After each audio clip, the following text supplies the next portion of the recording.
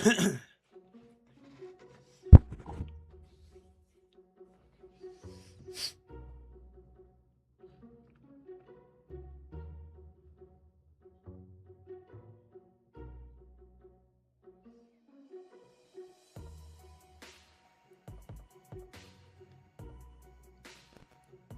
got any second now.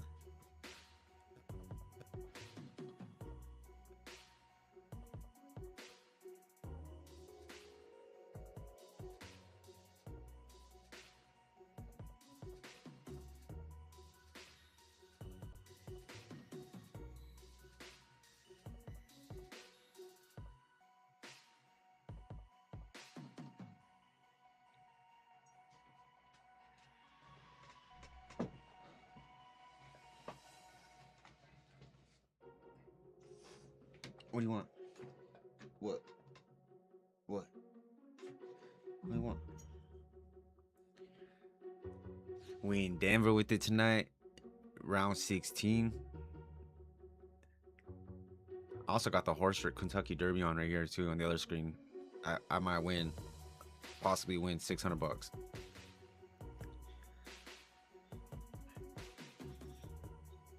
How about? Huh?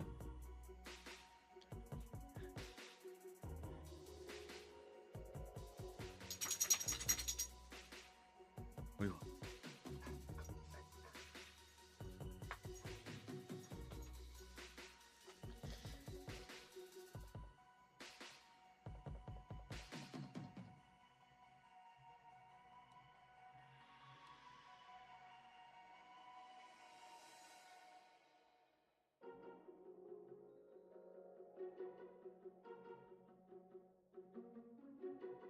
What the fuck? To try and erode that 4-point deficit. Well, let's start with Hunter Lawrence. Okay, first and foremost here tonight, he has got to try to win, and if he can't do that at the bare minimum, he has got to beat Ken Broxton. Okay, Who can get it tonight? Who can get it? What does he need to do? I feel like he needs to make one last mega push to try and beat Hunter. If he's able to do that tonight or even win, that will take a lot of pressure off those shoulders going into Salt Lake City next weekend. Make next weekend a lot more comfortable, wouldn't it? Let's continue this fascinating, this exciting 450 championship discussion with Will Christian.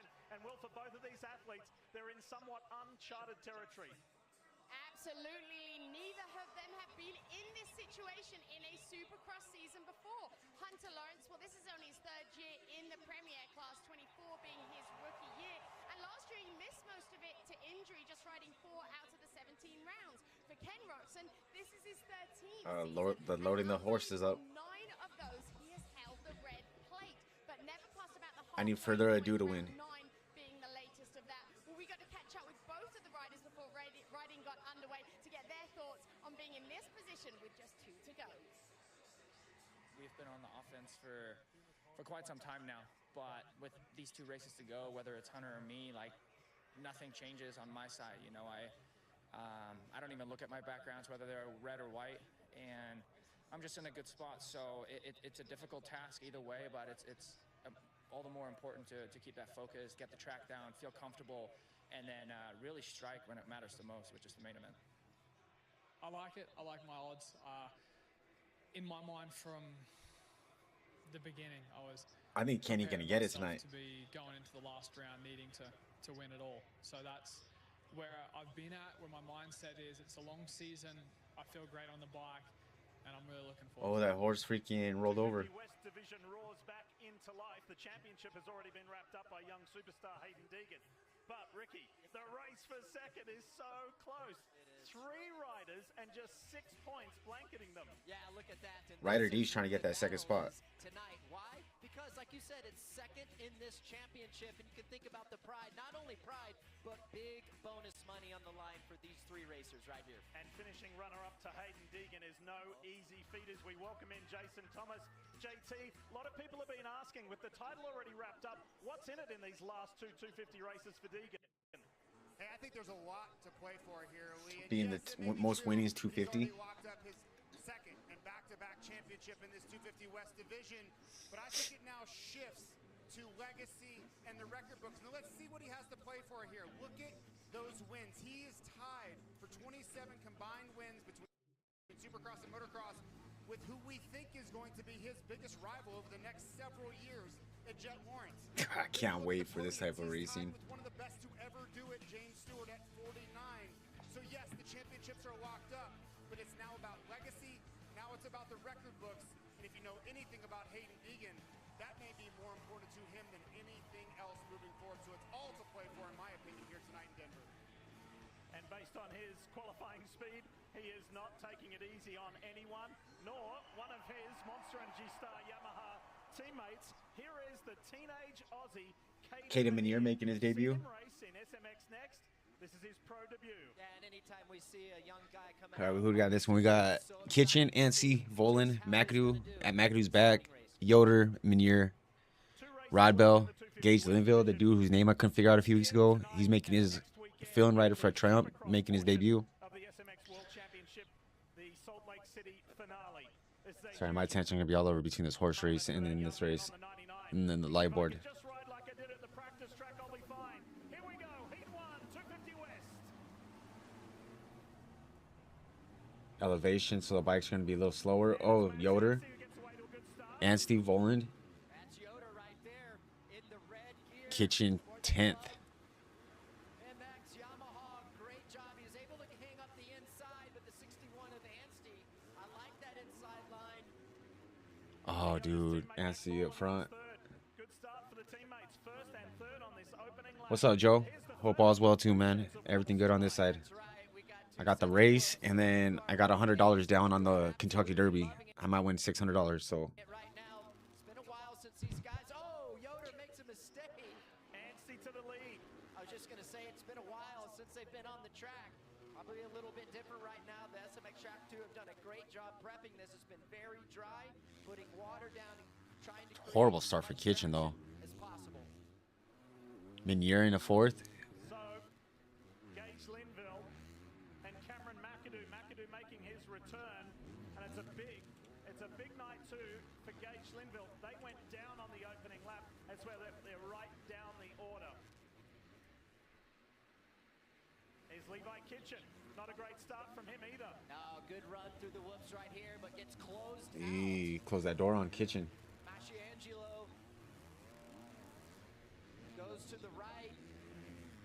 Damn, so that horse that jumped back is not gonna race. He's in the mix too. This is all scrapping, all fighting. The Great White was big as hell. Final transfer position. Here goes That's what's up, Levi, bro. Fingers crossed. 47. Bro, there's a horse you could go. It's 75-1 if it won. So I mean, it's not that. Meanwhile, bottom box, Obviously, it's not a good horse. second place with Hunter Yoder and Max Voland. Masciangelo is just closing that door on Kitchen. Oh, there goes Kitchen. You got it. For the position, Will.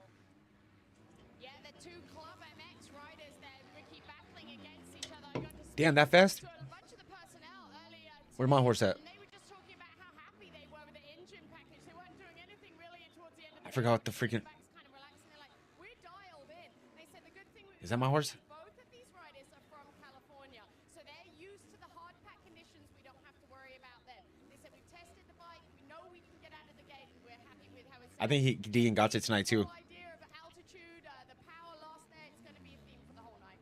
Yeah, it's certainly something that the riders and teams have been thinking about all week. And Levi Kitchen made a big change. I don't think it was necessarily because of the elevation, but he went back to a cable clutch.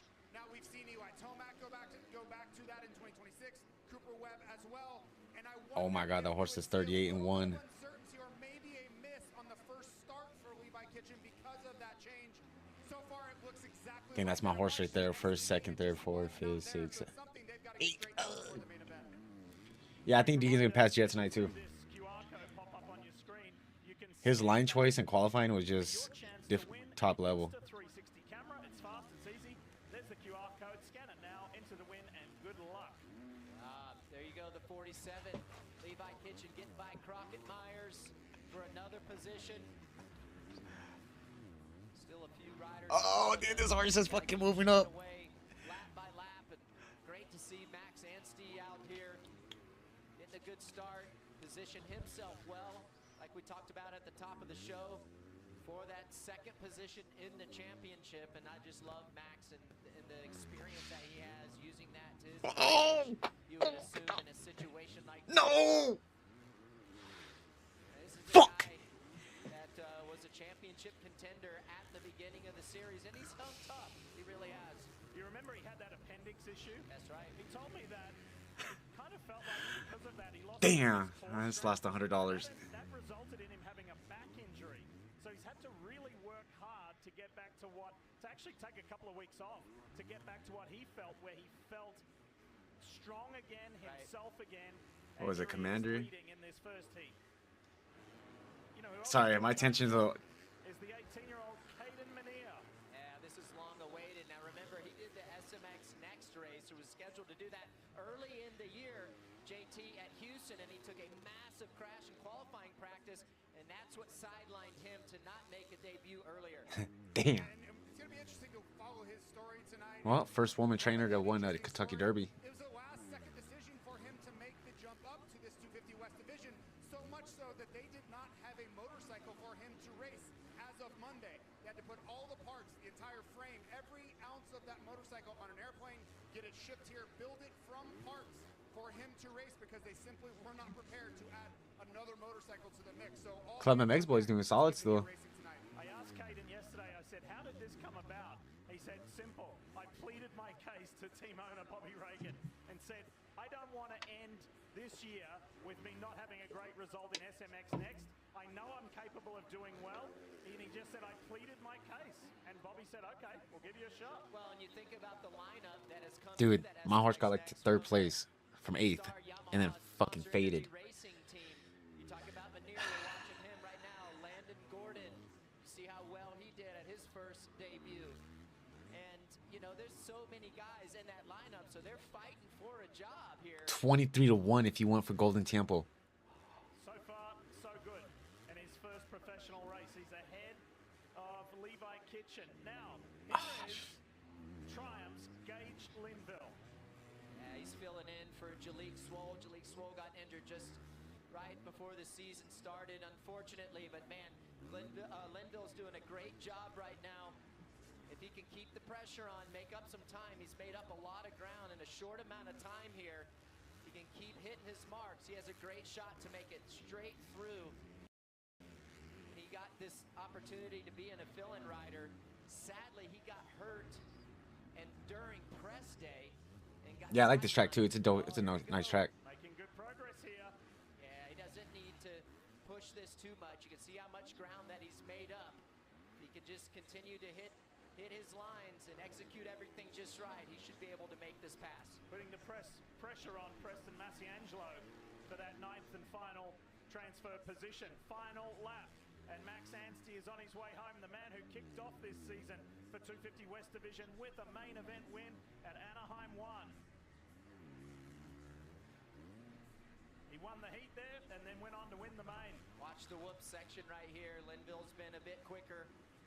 But Masiangelo gets a I like this nice double run whoop section through too. the Like that's gonna Great be a job. little separator, especially these whoops into the sand. Such a tough position for Masiangelo because he has to ride defensive, does not want to leave that inside line open.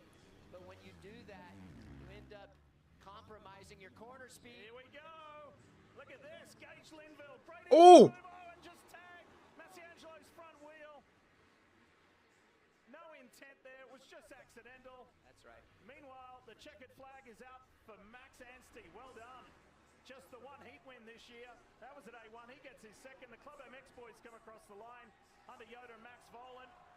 And unfortunately, Cameron McAdoo in his return from injury is not going to get in the top 9. We will see Cameron again in the last chance qualifier. An unfortunate opening lap. Put him Sound good, bro. in the field. Cameron McAdoo didn't qualify or didn't go to the main. Yeah, Or he's going to LCQ, I mean. behind the qualifying position, so he's going to come up shy. While he makes his way to the line, Justin Rodbell, Revan Gordon. Rod Bell got in. Hell yeah. Myers. Crockett Myers on the new Yamaha. Manir late in this race because Manir is dropping as well. Oh, McAdoo McAdoo did qualifies. make it because something happened to Manir. Caden Manir. What happened on that last lap? maybe something happened to his transponder. That doesn't seem right. We didn't see him. We'll follow that through as we look at the champ. Damn, dude, I should have went with the 20. Deegan Fucking. is up next. He's got 2 weekends left on a 250.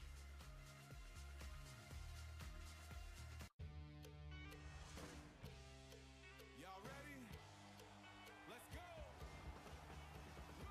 Now the time has come. And you see what Track Talkers did for Crocker Myers? All the money they raised for him, and then he actually gets signed to Family Motos Sports or something like that for the rest of the Supercross season. Thought that was pretty dope. What? What? Intensity doesn't ask for permission. What, fool? In the fit, What? it's presence. Come here. On the Come turf, it's power. What? In the gym, that's What? discipline. In What? the shadows, under pressure, off the clock. No. There's no on or off. Stop crying. It's just who I am. Bro, did you see that the video drop for the Fox and Deegan gear? Rutted tracks. That's one. That has to be one of the sickest edits in a minute. It becomes Yeah, and I'm not a Brown fan, but I like that choice kit. nowadays.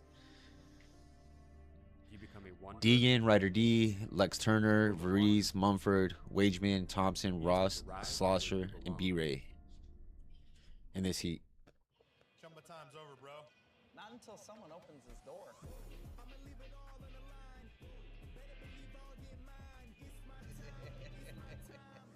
Morning, gents. You're right on time. Jumbo time.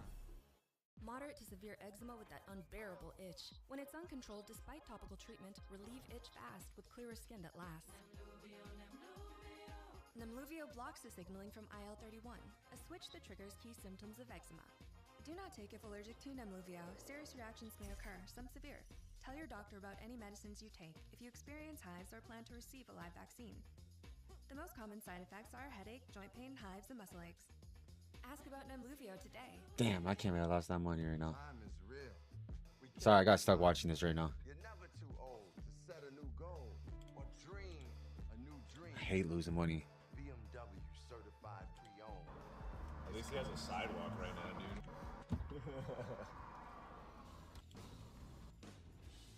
Monster Energy SMX World Championship is brought to you by Monster Energy and by Insta360. Capture the action in 8K with Ace Pro 2.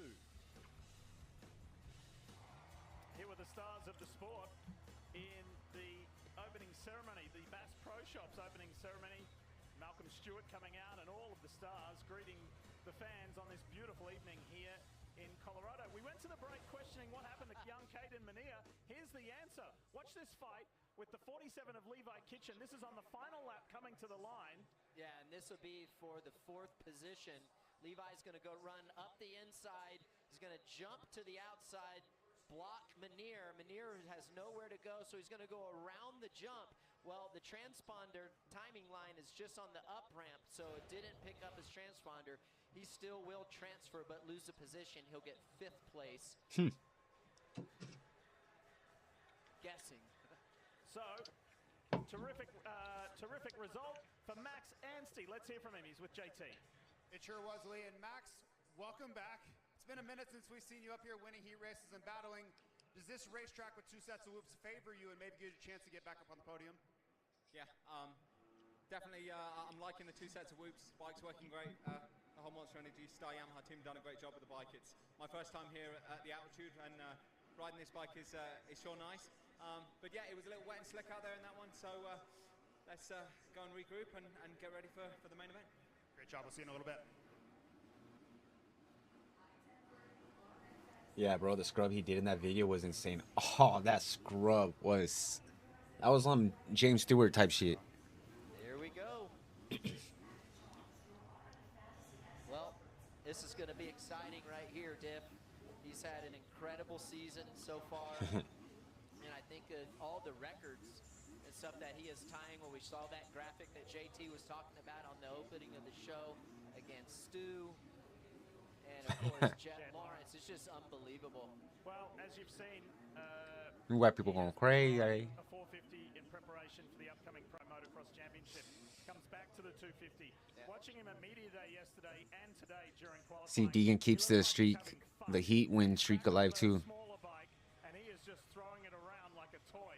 So we'll see how we go. This man here, Ryder DeFrancisco, on the Rockstar Energy Factory Husqvarna, has been super quick today and has been the one pushing Hayden Deegan. Heat 2, 250 West Division. Let's Okay, it's kind of true for today. Look at Deegan to the inside. Is that Josh Faries who got a really nice start? And then Deegan is in second into the sand section. You've got the option. I'm so curious who's gonna take over the top spot for 250s. Shimoda might win outdoors, possible if he can stay healthy. Speed up through that corner to maintain the lead.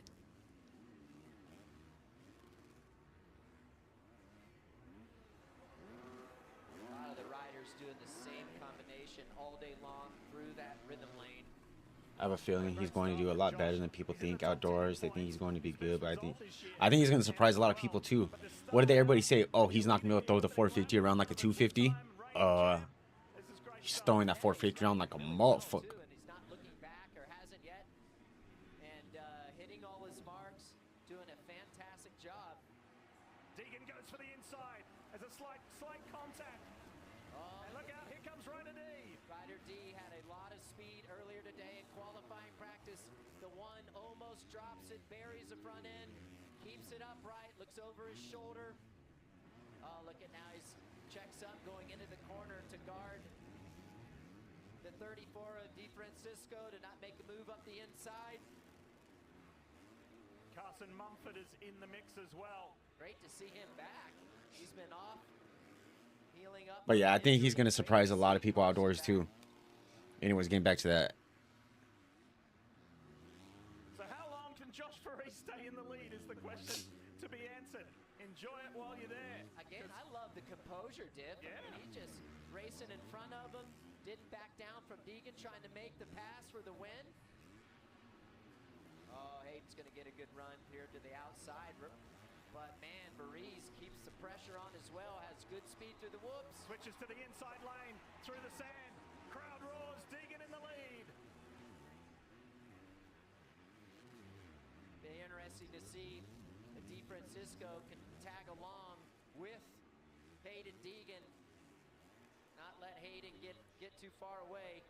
We told you at the top of the show about that thrilling three-rider fight for second in this championship, and Ryder That'd be dope if Ryder could get second. one of those three athletes in this fight. I think that'll be big for him. I got to chat to his parents, the team manager over there at Rockstar Husqvarna, just to see kind of what mindset Ryder DeFrancisco was in. As you said, Lee, well, he's battling for the second place, and they said, look, we'd love to see a couple of podiums out of him here, but their big focus is getting that second place in the championship.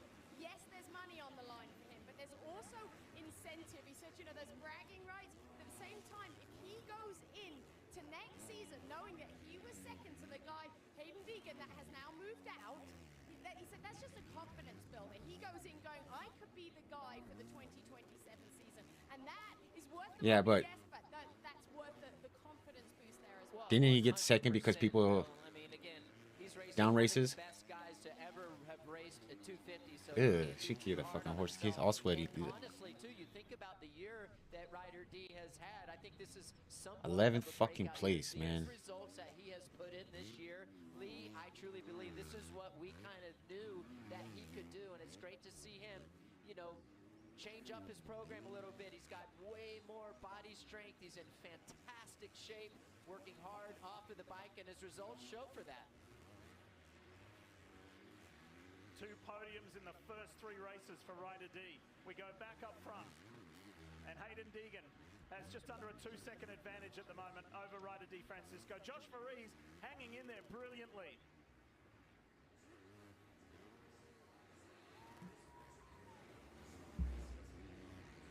I would like to see the Club MX get a podium too.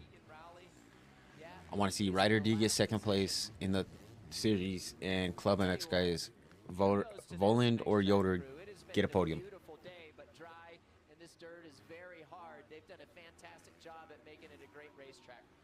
Now, we always talk about how important the start is. We saw Josh Verrees get an awesome start.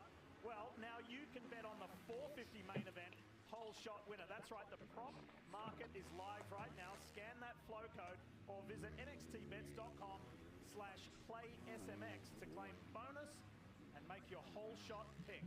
Here is the fight for fourth here. All right, sounds good, Joe.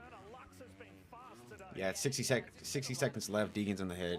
2.5 seconds. 2.6 now. Mumford, DeFrancisco, and even on the East Coast, I know we're going off script right here a little bit, but man, it's been fun to see a lot of these younger riders have great seasons. Love to see the progression. Hunter Schlosser and Keegan Rowley. This is the fight for the 9th and final transfer position with just 30 seconds. Makes you think Davies is gonna probably defend East Coast. We'll tell you about that with Mike Pelletier of the Uh-oh. AMA in just a moment. They're gonna say he's down a lap because he didn't pass the finish line. Robbie Wageman's doing a nice job. But Parker Ross, and then the West Coast is gonna be wide open next year. just ahead of Kitchen, Schlosser. So that's your Joe. transfer positions at the moment. And Lux Turner's got by Josh Verrees. Meanwhile, back up front with plenty of comfort room. And when you're riding like this, Lee, like carefree, championship is over, you know that he knows that his 250 career is coming to an end, and you just relish these moments and enjoy them, because not always are they going to come this easy and this joyful. Well, let's hear from this 20-year-old superstar on what he still has to ride for tonight and next weekend aboard a 250. Yeah, I feel like I have completed everything I've ever wanted to on a 250. There's nothing else I can really do that would two titles satisfy me each? besides going out here and trying to break those records. I've already completed all my goals, to be honest. But now it's those those little goals like that, getting on the record books, like that's pretty cool. So we're chasing that. Yeah, you got to find some motivation somewhere, right? And he's done an incredible job in a short amount of time. It's going to be so much fun here at the end of the month. Oh, I can't wait till the end of the month. California, watch this young guy start his debut in that 450 class. Outdoors is gonna be so gnarly. Of the SMX World Championship. Well, if he wins tonight, that would be career 250 win number 14 on Supercross. He'd move ahead of Austin Faulkner, he'd move ahead of Jet Lawrence, he'd move ahead of the King, Jeremy McGrath, to go to third outright, third all time. Just incredible, massive. This is just heat racing, and Hayden adds another one. Deegan wins heat 2, and comfortably so, over Ryder DeFrancisco. And then Lux Turner did a really nice job to work his way into third ahead of Josh Verrees, who had a brilliant start and brilliant opening lap. We'll hear from Hayden next and update you on his teammate, Caden Menier.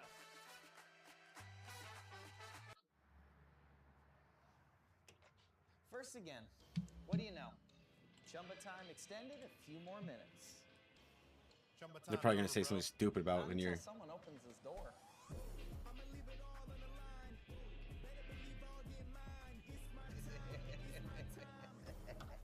Morning, gents. You're right on time. Chumba time. Go wait in the boardroom. We'll be right in.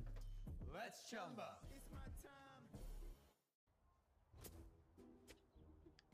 Cute sign, Barb.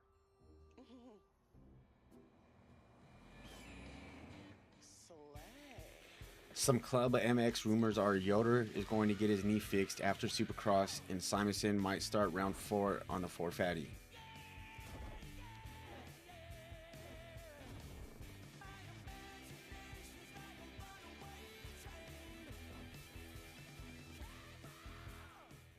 Here you leave today and enter a world of music.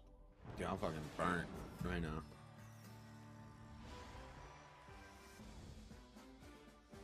For whatever you love, infinite worlds await. It's amazing when a network built for 60,000 fans feels custom built for you. CDW makes that happen by delivering seamless game day experiences with Cisco. Secure Fucking connectivity horse supports racing, god mobile damn it, ticketing dude. and location-based services, which streamline operations for teams, making every fan feel like the #1 fan. Make amazing happen. Cisco and CDW. With the IHOP value menu, you can go all out. Cause a whole feast is just $6. You can get a huge plate of eggs, bacon, and fluffy pancakes for just $6 What up? every day. Or maybe you're in the Yeah, I'm live though too. buttery, syrupy Oh, you're French live? toast. Yeah. And OMG, there's a new BLT. And it comes with Damn, I just lost that $100 on that horse race, dude. Damn, you lost, game. Dude, my horse got up to like the 4th place like that, and then it faded right at the last second. Nah. A fucking horse, dude, the horse, it was 23-1 odd, came from last place and won. Wait, you came from oh wait, the one that won came from last. The horse that won was in last place and had some of the highest odds, 23-1. Yo. If you would have bet on that one, oh my god. I got $2,300 just off that fucking pick, but I wanted to go kind of safe, so I went the 5-1, 6-1. I thought it was 7-1, but it was 6-1. You still Saving Eastern Front? Nah, not right now. I'm streaming the race. Look at this crowd, the fans loving it here in Denver, and they love seeing Danger Boy win his 8th heat. What are you crying for, fool? Loki. Thank you, Lee. Well, Hayden, a year ago you won your first championship in the West Division here. You've already wrapped it up for 2026, and you only got a few more opportunities on the 250s. It's starting to set in that it's coming to an end in the 250 division. Yeah, for sure. It's a little hard to pass out tonight, so should have listened to my trainer on that gate pick. I thought I knew it, so I messed up there, and Breeze ended up getting the whole shot. But it was a fun heat race. Roost hurts, and let's get it in the main. All right, we'll see you in a little bit. How many horses was Now in we the look race? forward to the Rocky 18 or 19, something like that. One horse fell on its back before they were like, so he backed out. So it was like 18. Bro came from last place to win it with 18 horses. Dog. And he put the burners on at the last second. Like all the horses were ahead of him until the last turn. And then this fucking horse just put the burners on, dog. Went wide right and just boom. That's a fucking stat. Dude, one of these horses that are out there is $1.6 million. Heat 1 of 250 West Division. Levi Kitchen on the inside of the youngster Caden Manier. There's the checkered flag, and Manier does not take the checkered flag. With that, we bring in Mike Pelletier of the AMA. There was some speculation, Mike, that may have just lost one position, but give us the official ruling on this for young Caden Manier. If he's worth $1 mil though, imagine how much he's made. Skip the finish line obstacle. Only if Right. they complete another lap. The only time they cannot skip that obstacle and that timing loop is on that checkered flag lap. So he had to come and trigger that loop on the finish line lap. So he finishes where? He's 1 lap down, so he's the first rider 1 lap down, which I do believe puts him in 12th still. Oh, so that is a tough one. So we'll see Caden Manier in his pro debut in the last. What the fuck you crying for, dude? What are you crying for? Huh? I got your back. I got your back. To swallow. I know that's what the rule says, Stiff, but I mean the only other thing he could have done, and it's so hard to do, is just slam the brakes on to get completely started. All right, I've got 450 Heat 1.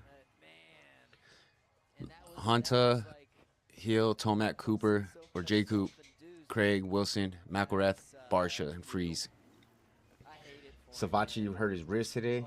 Big story. Big story over the next 2 weekends. Here and next weekend in Salt Lake City.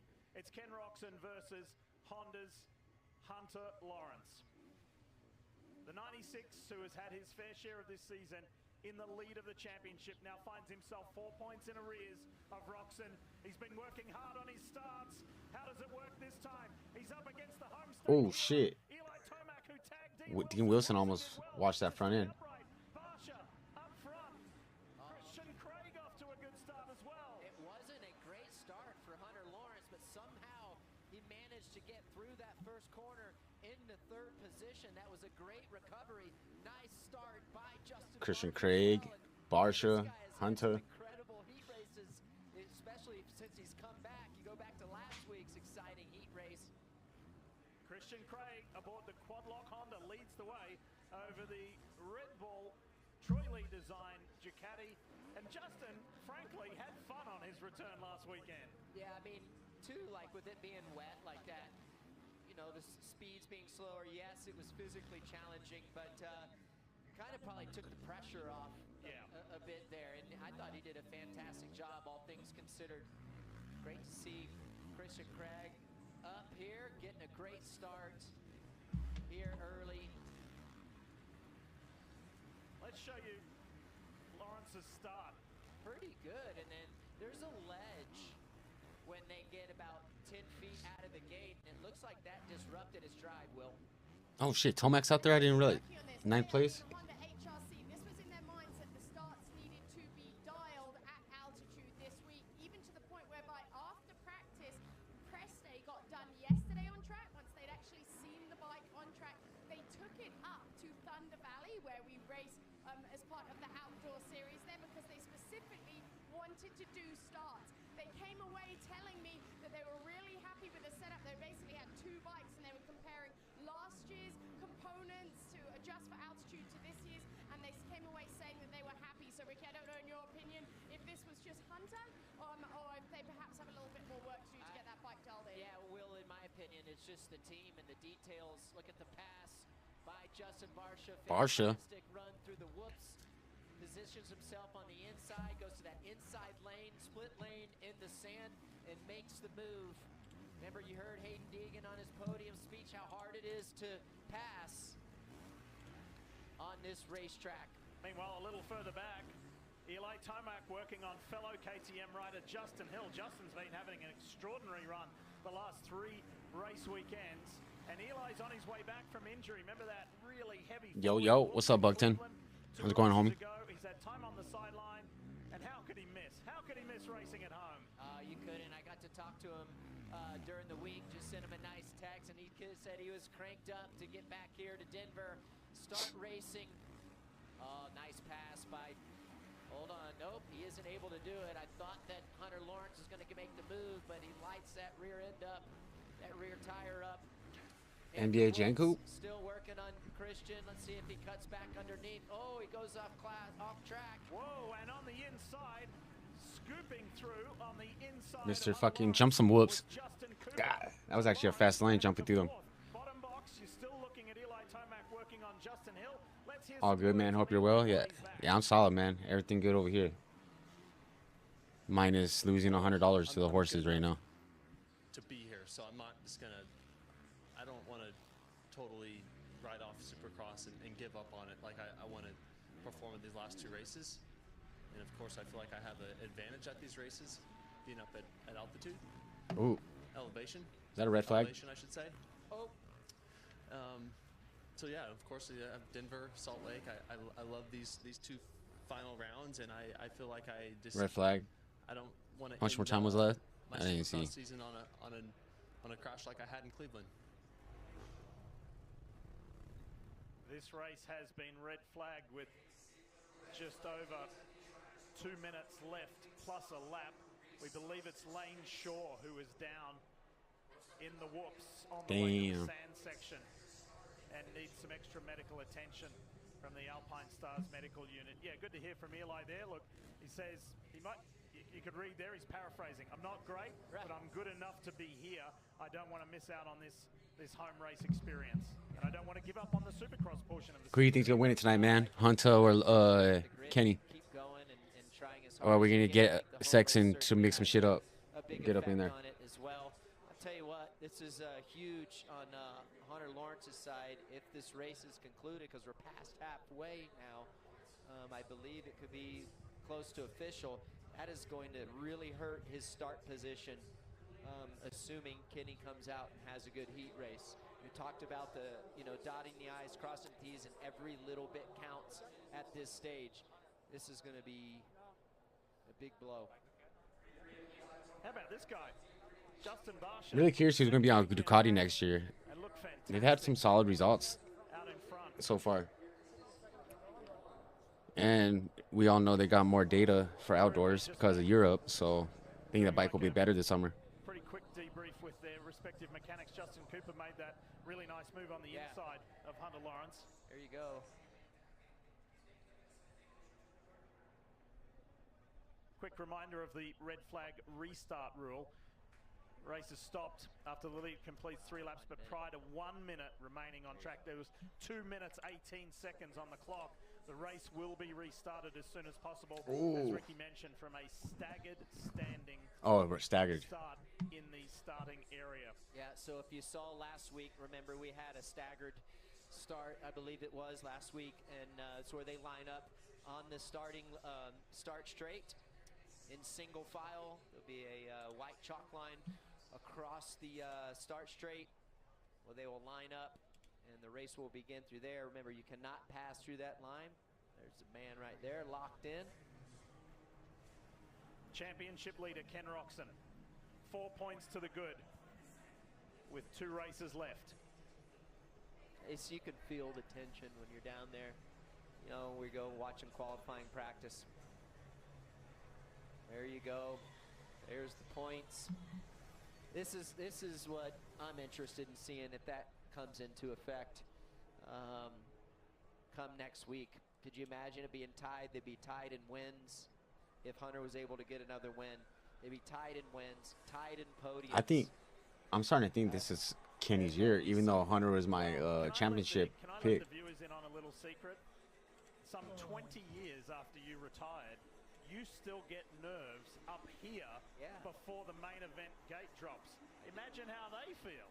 Well, it's different. I would feel like, well, I'm speaking from my perspective, it was different when I was on the gate and on the other side of the handlebars because I could control what I was doing.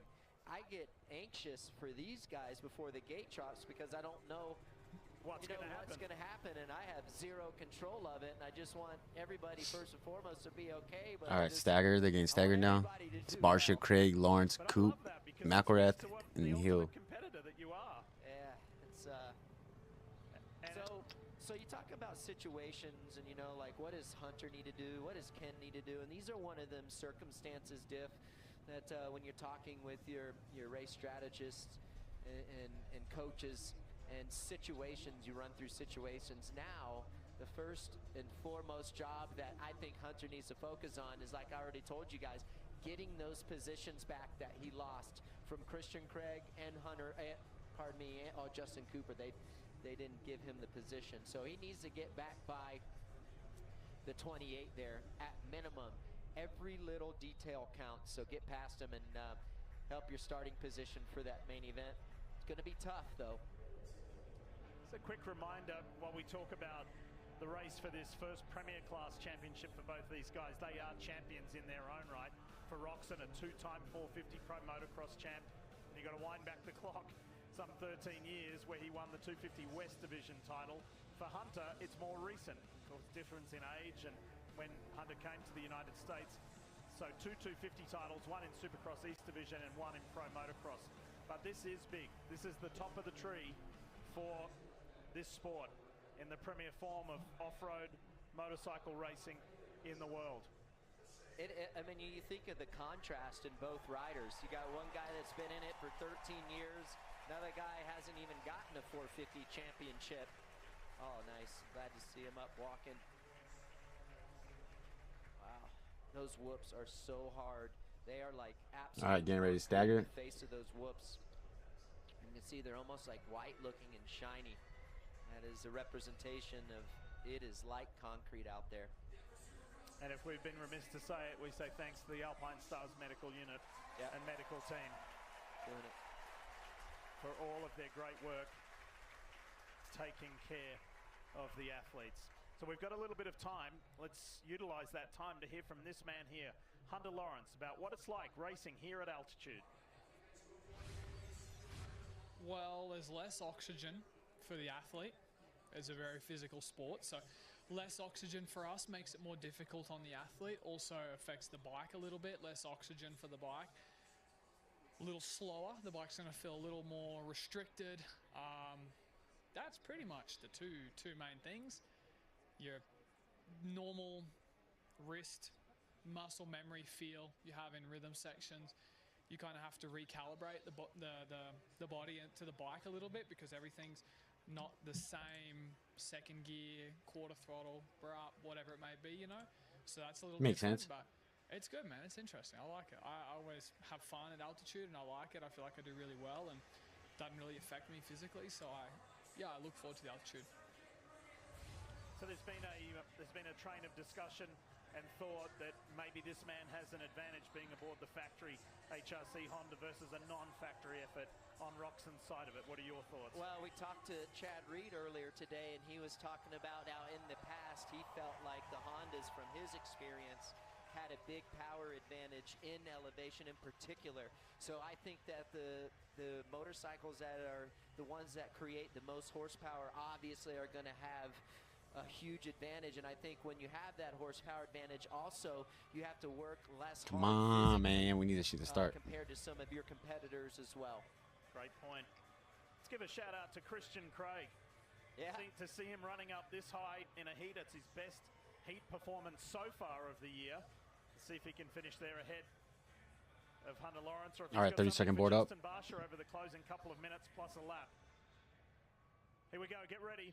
Staggered restart of Heat 1 of the 450s here in Denver. Away we go to finish this one off.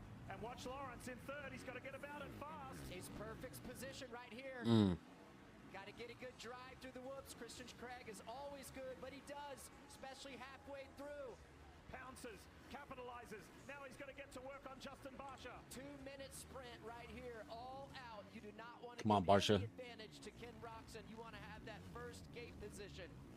Christian Craig comes back, grabs a little bit of ground back, but can't get close enough to Hunter Lawrence. Barsha kind of skipped away a little bit aboard that Red Bull Troy Lee Ducati. Yeah, dude, Ducati. is rolling right now. Great to see.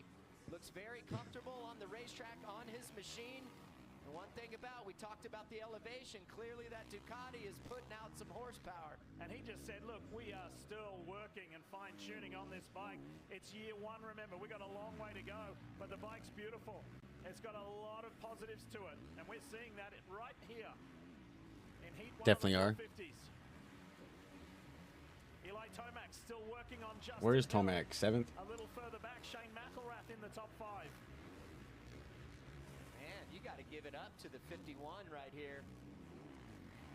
Definitely have to. Making it happen, getting a good drive through the whoops right there. Looks very comfortable on his motorcycle. Absolutely greasing the rhythm sections.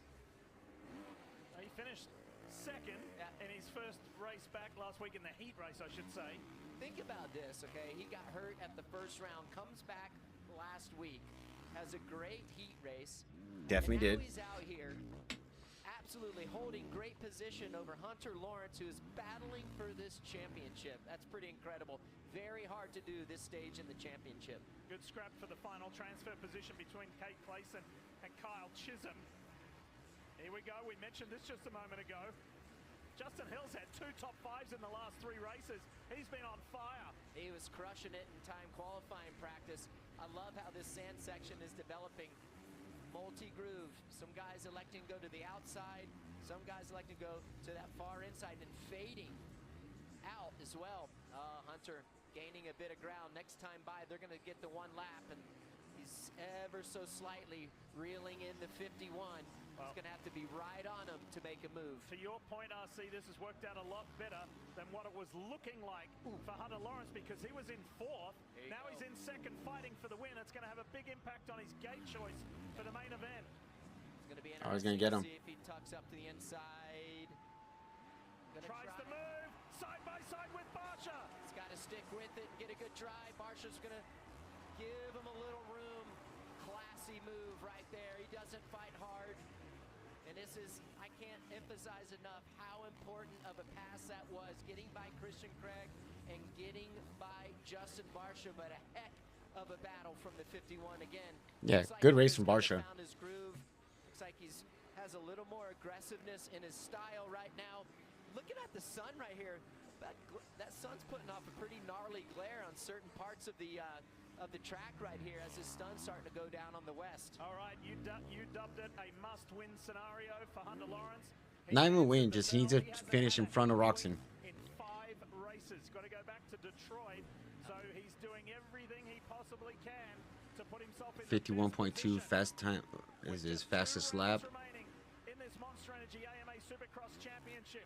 Through the sand section for the final time. It's a 51.2 in the bar show 51.6. That was a really important win and get this evening started off on the Is right it though? tone. It was looking a little rocky early.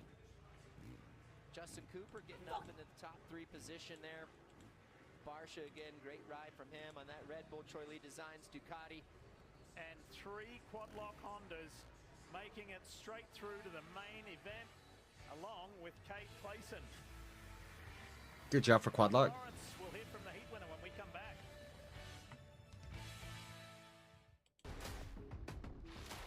This copyrighted broadcast of the SMX World Championship may not be retransmitted, reproduced, rebroadcast, or otherwise distributed or used in any form without the express written consent of Feld Motorsports.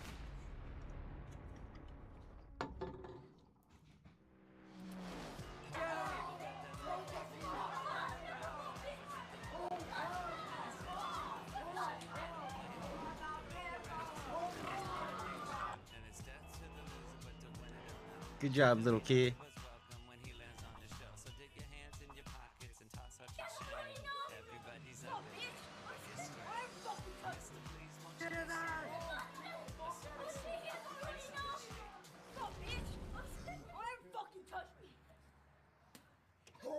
First again. What do you know? Jumbo time extended a few more minutes. Jumbo time's over, bro. Not until someone opens this door.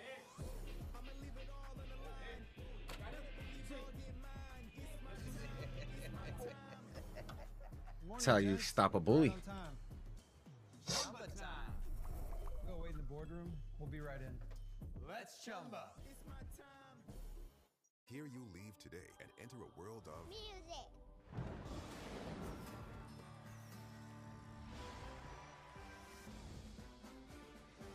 for whatever you don't love. wanna, when you land off Infinite that worlds triple, await. going into the wall before the mechanics are, you don't want to hit that wall with a lot of force and upset the balance of the bike. But look at the lean angle, stays low, creates his own line there before the triple, shortening the track up. I love what I'm seeing so far. This looks really good. Can he nail this triple? He does. This is going to be it. The whoop section into the sand. Can he go to the top? This was from qualifying I'm watching. All the way through the whoops. I just gotta mute the music real quick. Into the sand. He's not playing around. He is not. Can he? Mechanics are, you don't want to hit that wall with a lot of force and upset. His the corner balance of the speed is bike. But fucking look at the insane. lean angle, stays low, creates his own line there before the triple, shortening the track up. I love what I'm seeing so far. This looks really good. Can he nail this triple? He does. This is going to be it. The whoop section into the sand. Can he go to the top? I love the feet on the pegs all the way through the Here in the whoops. Mile High Triples City, in. we're inside Empower Field at Mile High. The Monster Energy AMA Supercross where Hunter Lawrence has won his heat. So important, Will. Yes, absolutely, Lee. Hunter, congratulations. Lee just said very important. From your perspective, when you know you have that challenge ahead of you there, the staggered restart, how important was it to get that one done and get to the front? Yeah, needed some difficult intensity in the first few laps. Obviously, we've seen the rider go down, and hopefully he's okay. The crowd cheered when he got up, so that's normally a good sign. But yeah, it was good. Kicked the night off to a good start. Tell us a little bit about the track and how it's shaping up. We've got sun glare going on out there and obviously a lot of hard pack.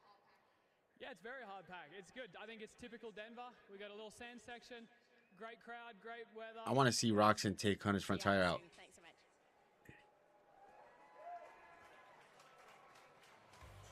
Very straightforward. Yeah. Business doing what I got to do. That's how you would read that from Hunter Lawrence. Now, we need to remind you, this upcoming schedule brought to you by Monster Energy.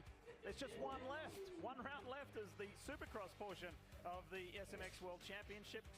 Next weekend, 1 p.m. Eastern on Peacock, you can see Race Day live. The SMX Insider pre-race show. We've got a half-hour pre-race show for you live on Peacock. Gate drop at 7. We'll have the post-race show brought to you by Bass Pro Shops as always. And there will be an encore presentation on Sunday, May 10, on Mother's Day, on network television on NBC. So, looking forward to it. Hard to believe, RC, just one to go after tonight. I mean, as you're saying that, I was just thinking, it seems like yesterday we were at the At A1. in Anaheim, and here we are, 16 Here we go. Heat 2, we got Roxon, Sexton, Ferrandis, Prada, Marchbanks, Stewart, Paul Webb, Smith, and Harrison. In the Bass Pro Shops opening ceremony. He's having just the most phenomenal run. Fall, hitting the 5 wins this year, and 4 of them have come in the last 5 races. You could paraphrase that, or you could label that as he's on a roll. Yeah, I love the momentum that he has, and that whole race team has. They're doing an incredible job. And again, when I watch Ken and what he's doing, it's no surprise. He has so much talent, always has. He's in incredible shape. And to finally see him be in this position after so many years, I'm pumped for him, because I feel like a lot of it is, you know, all the things that he's learned along the way. And I'm stoked for him and everybody involved. 10:32 earlier this week as well. Getting better. All right, Heat 2. Paul Webb, man. Paul fucking Webb. Imagine if he wins tonight. Roxon has, and something happens to Roxon and Hunter. Webb wins, and it's just winner wins all next week. Oh, that'd be so sick. 30-second board up. Wants to get a main event win. Fucking Prada. He's 24 points back. I feel like that's the skate on the inside. There's some Kenny passion. They know they're on TV. All right, let's get ready to roll. It's Heat 2 of the 450s here in Denver. Who gets the jump? Jordan Smith got a good one on the Triumph on the inside. Massive start. Oh, Jorge takes him wide, though. Clip the front wheel of Jordan Smith. Sexton goes through. Prado goes through. Roxon's fighting in there as well. So too with his teammate Colt Nichols. Roxon up to 4th. Webb 3rd. Sexton 2nd. Prada 1st. Remember, going back to what Hayden said, how hard it is to pass. And this is where Kenny does a lot of his great work. He's so fast early on. Cooper Webb has reverted to jumping through the whoops. He was off in time qualifying practice, so it's going to be interesting to see if he'll be able to turn it around. I feel like he can. He is an absolute gamer. Hey, Chase Sexton looked good today in qualifying practice. Sure did. Here comes Kenny. Roxon on Webb. Tries to go the high line. Couldn't quite get around him. Fully aware that his title rival just won the previous heat. Roxon switches back. Oh, that was a nice corner by Kenny, but just not able to make that move. Come on, Webb. Hold him off. Check out the line that Kenny's going to get through the whoops, get a good drive. Gains about a half a bike. 2-lane sand section. Pick your inside, pick the outside.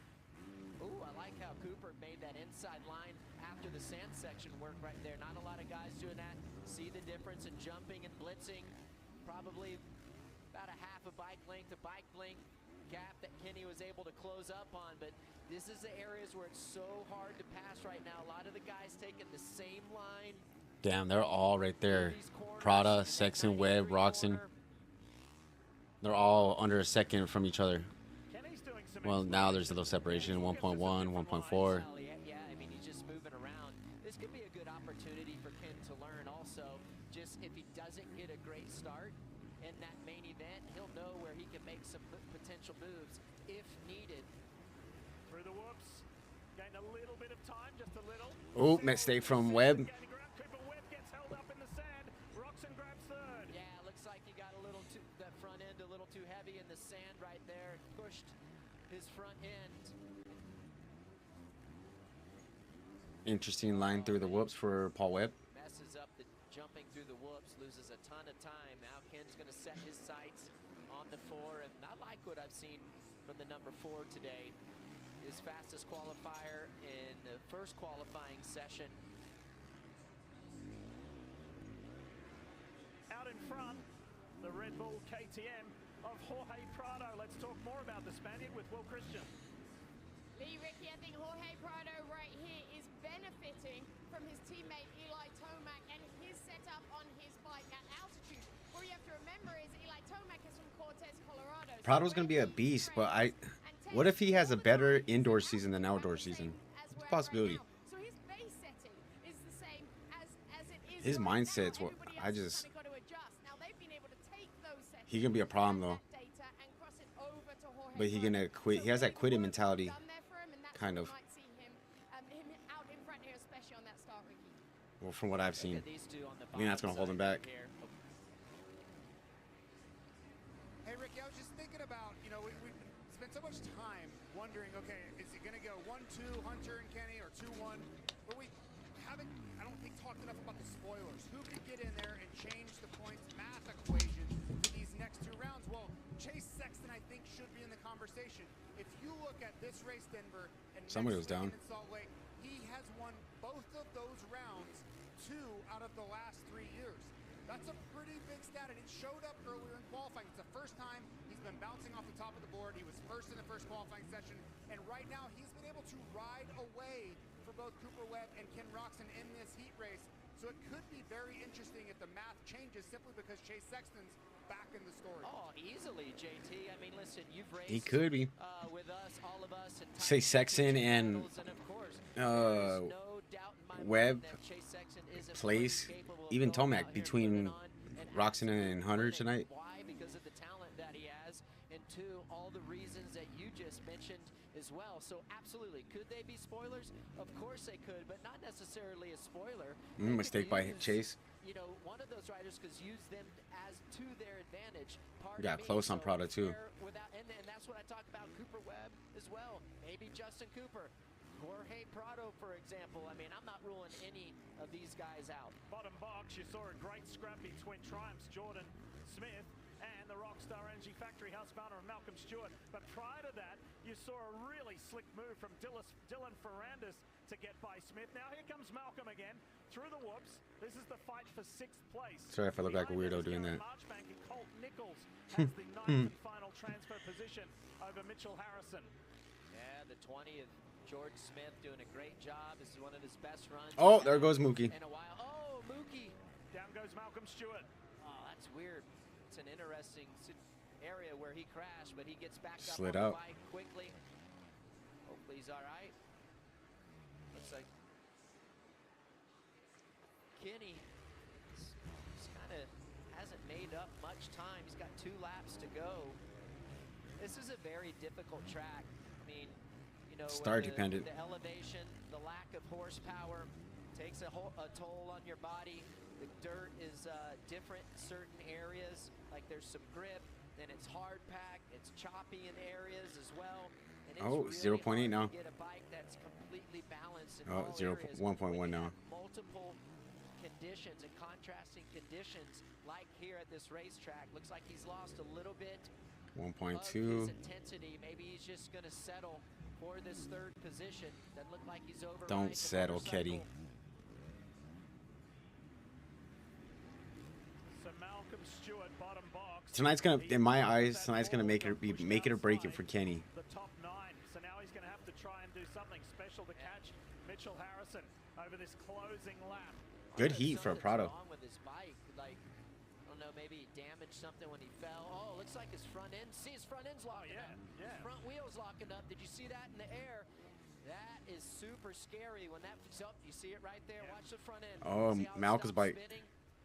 No wonder he's dropped so many positions right here. That bike hit the ground pretty hard when he fell. He's going to have to pull over, pull off. So we will see Malcolm Stewart in the last chance qualifier while you're looking at the Red Bull KTM of Jorge Prado. Fucking Prado, man. I want to give props to this guy. We haven't talked about him the last couple weeks, which in those type of conditions, I thought he would have been shining, but he's done an incredible job based off of last year. Yep. And so many new venues for him too. Denver's one of those. That is heat win number 4 on the year. And it's been a long while because his other heat wins all came within the first handful of races this year. So well done, Jorge Prado. Sexton follows him home for 2nd. And the championship leader in 3rd with Ken Roczen. But Prado, the start specialist, the whole shot specialist, converts it into a heat win. And you saw how much it meant to the Spaniard with that fist pump. We'll hear from Jorge when we come back. These men, they murdered my family. From here on out, it's me or them. I will help you. Clean kill. It's me or them. Patience exploiting their target's weakness. I'm gonna make this right. If If you can stay hidden, you will have the upper hand. And they'll never see you coming. Chumba time's over, bro. Not until someone opens this door.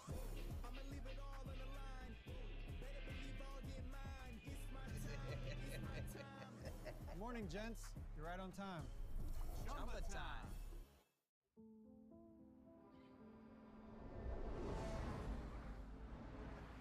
Every time we drive. And they got KTM kids going on right now. Then we're gonna go to the LCQs. I honestly think it's probably gonna be, I hate to say it because I love racing, but pretty boring night. I could be wrong, but built to achieve the highest safety rating. Haven't seen a lot of passing either so far. Start dependent track. Yo, new beat. Need lyrics.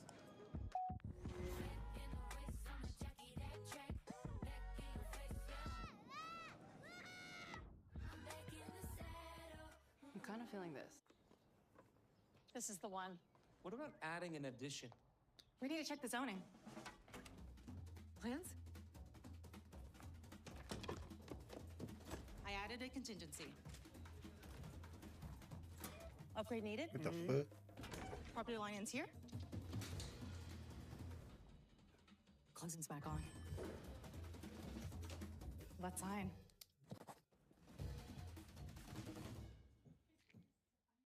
Ricky and I were down here earlier in the day near the FanFest area. It was packed and everybody was having a fun time with this beautiful weather. Skipping my senior prom for SMX or SX. Respectable. We weren't doing that, RC. No, we weren't. But look, there's so much to do. And we love showing you this because if you've never been, this is what you can look forward to. So much happening in the SMX Monster and GAMA FanFest area. And here we are in Denver, where Jorge Prado will have happy memories going forward with that heat win. Well, Thanks, Lee. That's right. The 4th heat win of the season. Congratulations on that, Jorge. But it's been a little minute here. And this is your first race also in Supercross at altitude. Didn't look like it for the start or as you took away there. So what are you learning from this race here tonight in Denver? Well, yeah, I mean, every track is different. I feel like this one is a little bit more hard packed. So it's you got to be careful with the throttle. Good throttle control. It's Throttle? important, and then What's obviously throttle? in altitude. So the guys at KTM did a good job. As you could see, we get out of the gate quick. So hopefully we can bring this to the main events and have a good night of racing. Keep it exciting. Congratulations. Jorge Prado looking to please this Respectable. crowd. Maybe do what he did at the season opener and put his KTM on the podium.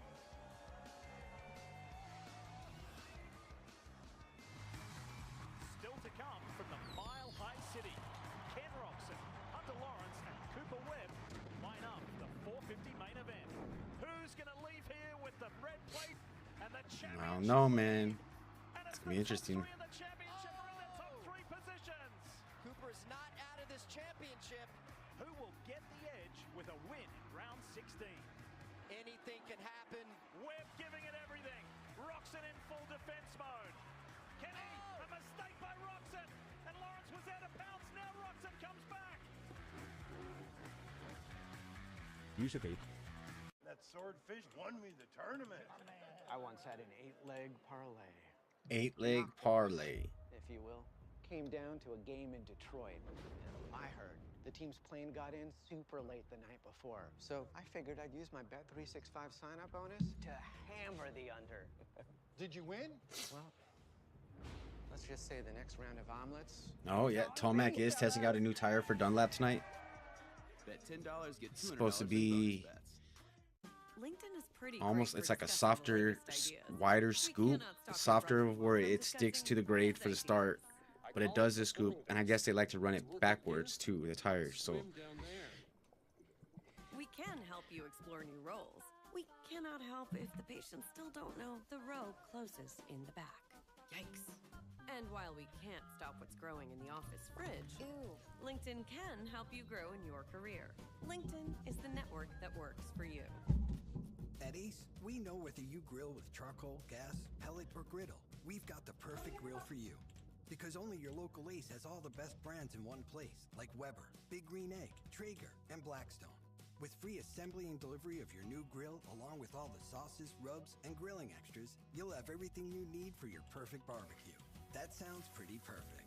Around the block, what you need in stock, with service so good it's guaranteed. Ace is the place with the helpful hardware, folks. Why me? Why am I right for the job? I've had this fight in me since the very start. I had people in my corner, believing in me. Mentoring me. Reminding me of the future I dreamed of. Not every kid on my block was as lucky. And now I'm here, giving back to the community that gave me everything. At Capella University, we give you the support you need to go on to support others. What can't you do?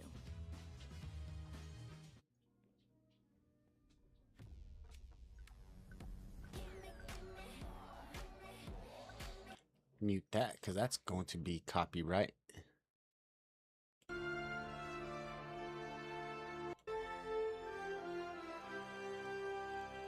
Dude, I fucking watch the weirdest shit.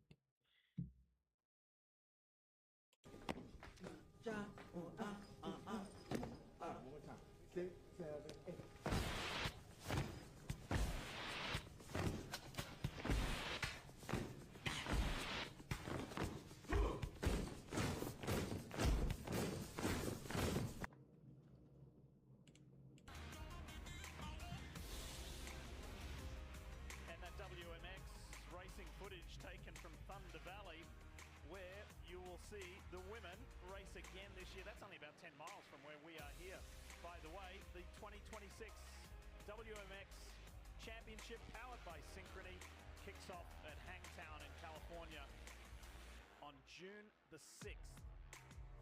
And all the way through with the 6-round championship. And remember, there is a special feature presentation at the SMX World Championship finale. It's a non-points race, but you'll see the women in action there as well. Let's hear from some of them now with Will Christian and JT. JT, you're up first. Thank you. Well, I have two of the stars of that WMX championship here with me. Your defending champion, Lachlan Turner, and Charlie Cannon. I'm going to ask Charlie. Worst interview ever. Championship last year. Can you fill us in on give us some insight on how your But cool person, cool racer, but she needs to work on her interviews. My preseason prep Not Charlie, really cool Lala. This year I've made the move over to America, and I've just been training full time at a facility. Lots of time on the bike, lots of time in the gym, just getting as fit as I can, and just to make sure when I come to round 1 of WMX that I know I believe in myself and I've done all the work. So yeah, just keep on working hard week in, week out, and I'm just excited to get back racing. I have one more question for you in a second. Let's speak with Lala here, as affectionately know Lala. Now you're defending champion, and I think a lot of expectation because you really broke out as a star in this championship last year. So similar question, how's the preseason prep going as you've been traveling back to Australia as well, racing that series? Yeah, my preseason's going good. I'm training over there at Club MX with all the club crew. Got amazing trainers over there and people who believe in me and really want to see me succeed. So it's really cool to be over there and just get faster with all the pros. Well, we're looking forward to it. A little better. Didn't sound like nails on a chalkboard this time. Somehow you two are friends, and you're also rivals in this championship. But I have to ask, what's it going to take in 2026 to go take that championship away from Lala? Honestly, we both work just as hard as each other, and we all want to win. But you know, it's just coming to every round, making sure we've put in the work, feeling good, and putting our best foot forward every weekend. So I'm just going to give it all I got. Kolo Konda and my whole team and MTF, all the people around that facility all believe in me and are working really hard to really get me over here. And so I just want to give it everything I have. So that's the goal, to try and get some more race wins this year. Well, we can't wait to see it. And let's send it over to Will Christian, who has two other contenders for this championship. That's right. Thank you, JT. Two more stars from WMX, Michaela Nielsen here and Mila Herrick. Hang tight, Mila. Michaela, I'm going to talk to you first. The challenges of the season are the same for you guys as it is for the gentlemen out here. And then you have another challenge too, because you're riding another series. You're riding the off-road series too. Talk to us about when that finishes and what it's like to run The 4-time GNC champ. and seasons that's kind of more of my local one. I'm still currently in that series and doing good in that one, and I'll be running that alongside the WMX race. Oh my God. And then on top of that, riding Supercross to try and get the SMX race. So yeah, I have a lot on my plate, but I wouldn't want anything else. I'm living the dream. What does that training look like when you're trying to prepare for all of that? In the beginning of the season, I was more off-road based, and now I've kind of transitioned into moto, getting prepped for the WMX season. I actually rode my first day of Supercross a couple weeks ago. That was scary, but I'm super excited. We're going to have a blast this summer. We're going to be racing on a Saturday, so I mean, I wouldn't want anything else. And yeah, training's been going great, and I feel like I'm more prepared than I was last year. That's right. We're going to see you out there during the summer on a Saturday, like you said, so we get to see you on TV, which is very well deserved. Mila, over to you. You are now currently only 16 years old. You've had a lot of success on the winning team, though, over in Australia for the Oceania Cup. But when you get to race this summer, you have to wait to High Point because you turn 17 just the day before on the 19th. That's incredible what you're doing at your age. What's it like having to wait to that point? I mean, it's crazy. I really wanted to race Thunder Valley because it's my home track, but I mean, there's always going to be other years, but I'm really excited to race High Point, and I think I'll do great. We've heard about your speed. Everybody's heard about it. What does that mean to you when you hear everybody else talk about the level that you are currently riding at, when you know you've got a lot of tough competition out there this summer? It means a lot to me because I've been working really hard lately. Joey Savacci's going to be out for a while. Damn, that's a bummer. It really means a lot. Well, we love watching you. We can't wait for the summer to start and see you ladies out there. Congratulations to both of you to this point. Thank you.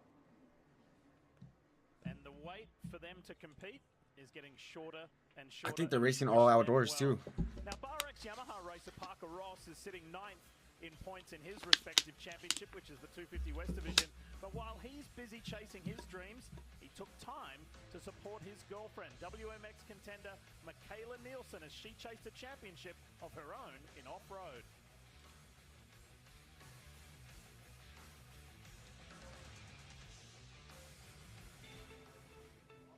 I've been racing her all the way through amateurs. She actually didn't like me at first. We've been dating for a little over 2 years now. We're honestly like chasing each other's dreams together. It's definitely tricky kind of giving advice or taking it in a way. I feel like we've both kind of had to like kind of adjust maybe how we deliver some stuff. One of the fastest ladies in the world, Moto KK Nielsen. We're competitive about everything. Whoever eats dinner fastest, brushing our teeth. We leave the track and we try to race each other home. Like, that's how we are, that's how we were raised. I mean, I wouldn't want it any other way. I want to be first. I know he wants to be first. He's pretty much me as a boy version. So. Good job, Michaela. Be smooth, okay? And when I watch him race, I have a fitness band and I try to look at my stress and it's just through the roof. Like, I feel like I'm living his experience because I understand like what he's going through. Yeah, I think she's doing really good. She's winning. She's got like a 28. I think she's like a 4-time GNC champ. I don't know, just nervous watching and kind of feel like a little helpless. The races are scary, like especially off-road because it's like you see her for maybe 5 minutes and then she's gone for another 4 and you can't see her. So I'm just kind of sitting there watching the clock and like, okay, she should be coming around now. All right, there she is, but there's definitely a little bit of a nervous kind of factor to it. One more lap and then that should be it. Yeah. We actually pulled a bigger gap when he started chilling. Well, the last lap, I know she caught me a little. Really good. I think we're a really good team. Like, I think we work really good together. We definitely motivate each other really well. Doing these weekends together is definitely my superpower. He is more knowledgeable about a lot of things that I don't even think of. Like, he could honestly pass as like my coach, but right now he's my boyfriend. When we're at the races, like, I really try to feed off of him. Like, that's kind of my secret weapon. As Parker said, we're a really good team, a dynamic duo, helping each other chase and realize their respective dreams. Cool story. 10 minutes till gate drop. Be a boring ass 10 minutes. First again, what do you know?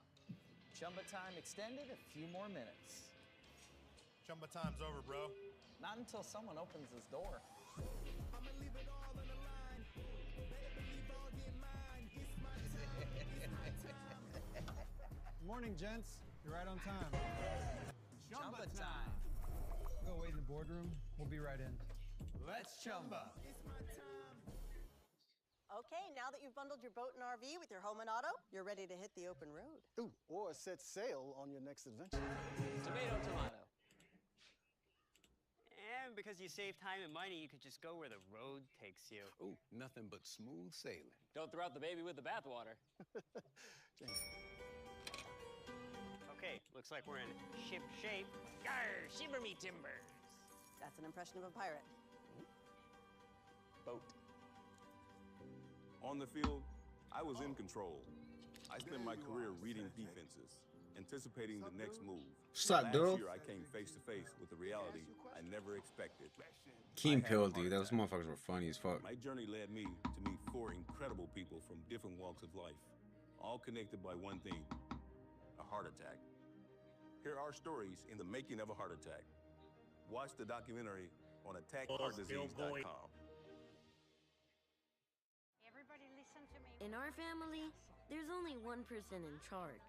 She usually tells us, don't go out with your hair wet. I guess here, things are different. Bakers, 2 minutes.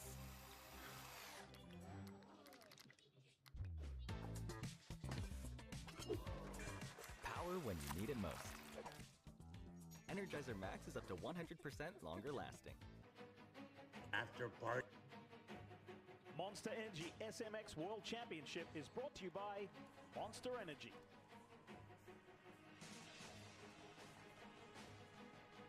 This week, Kawasaki SMX All Access highlights midweek preparations by race teams on the road, which often take place on Thursdays.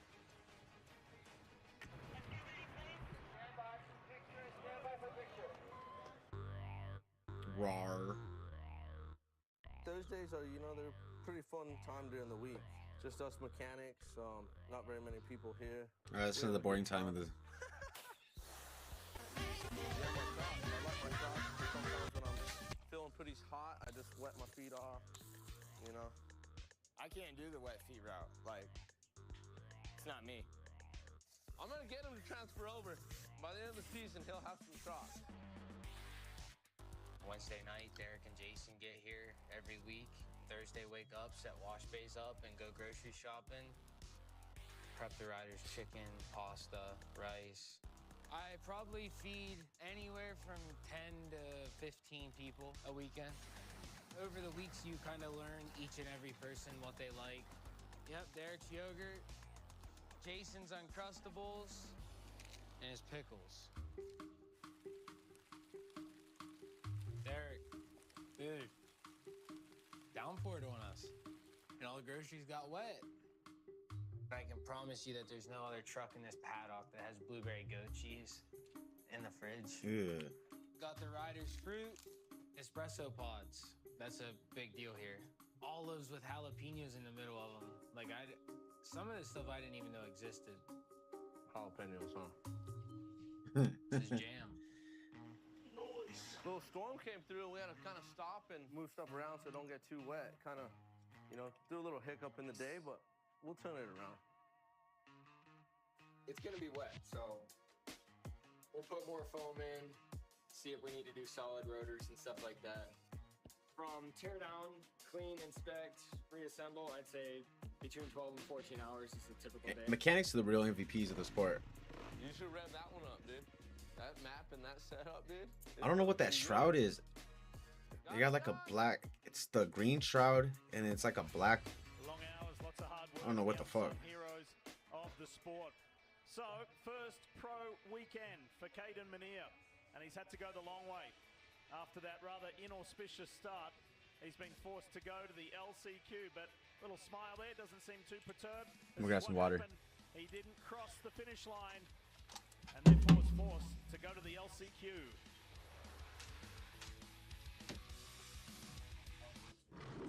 So how did these strangers, a random collection of guys, end up fast friends? They were +1s to a high school reunion. Not fun. But then someone pulled out the BetMGM app. Who do you got? That's all it took. They bonded over betting stories before even learning each other's names. And when their bet hit, turns out this reunion wasn't so bad. Make it a bet that turns into a bond. BetMGM Sportsbook. Make it legendary.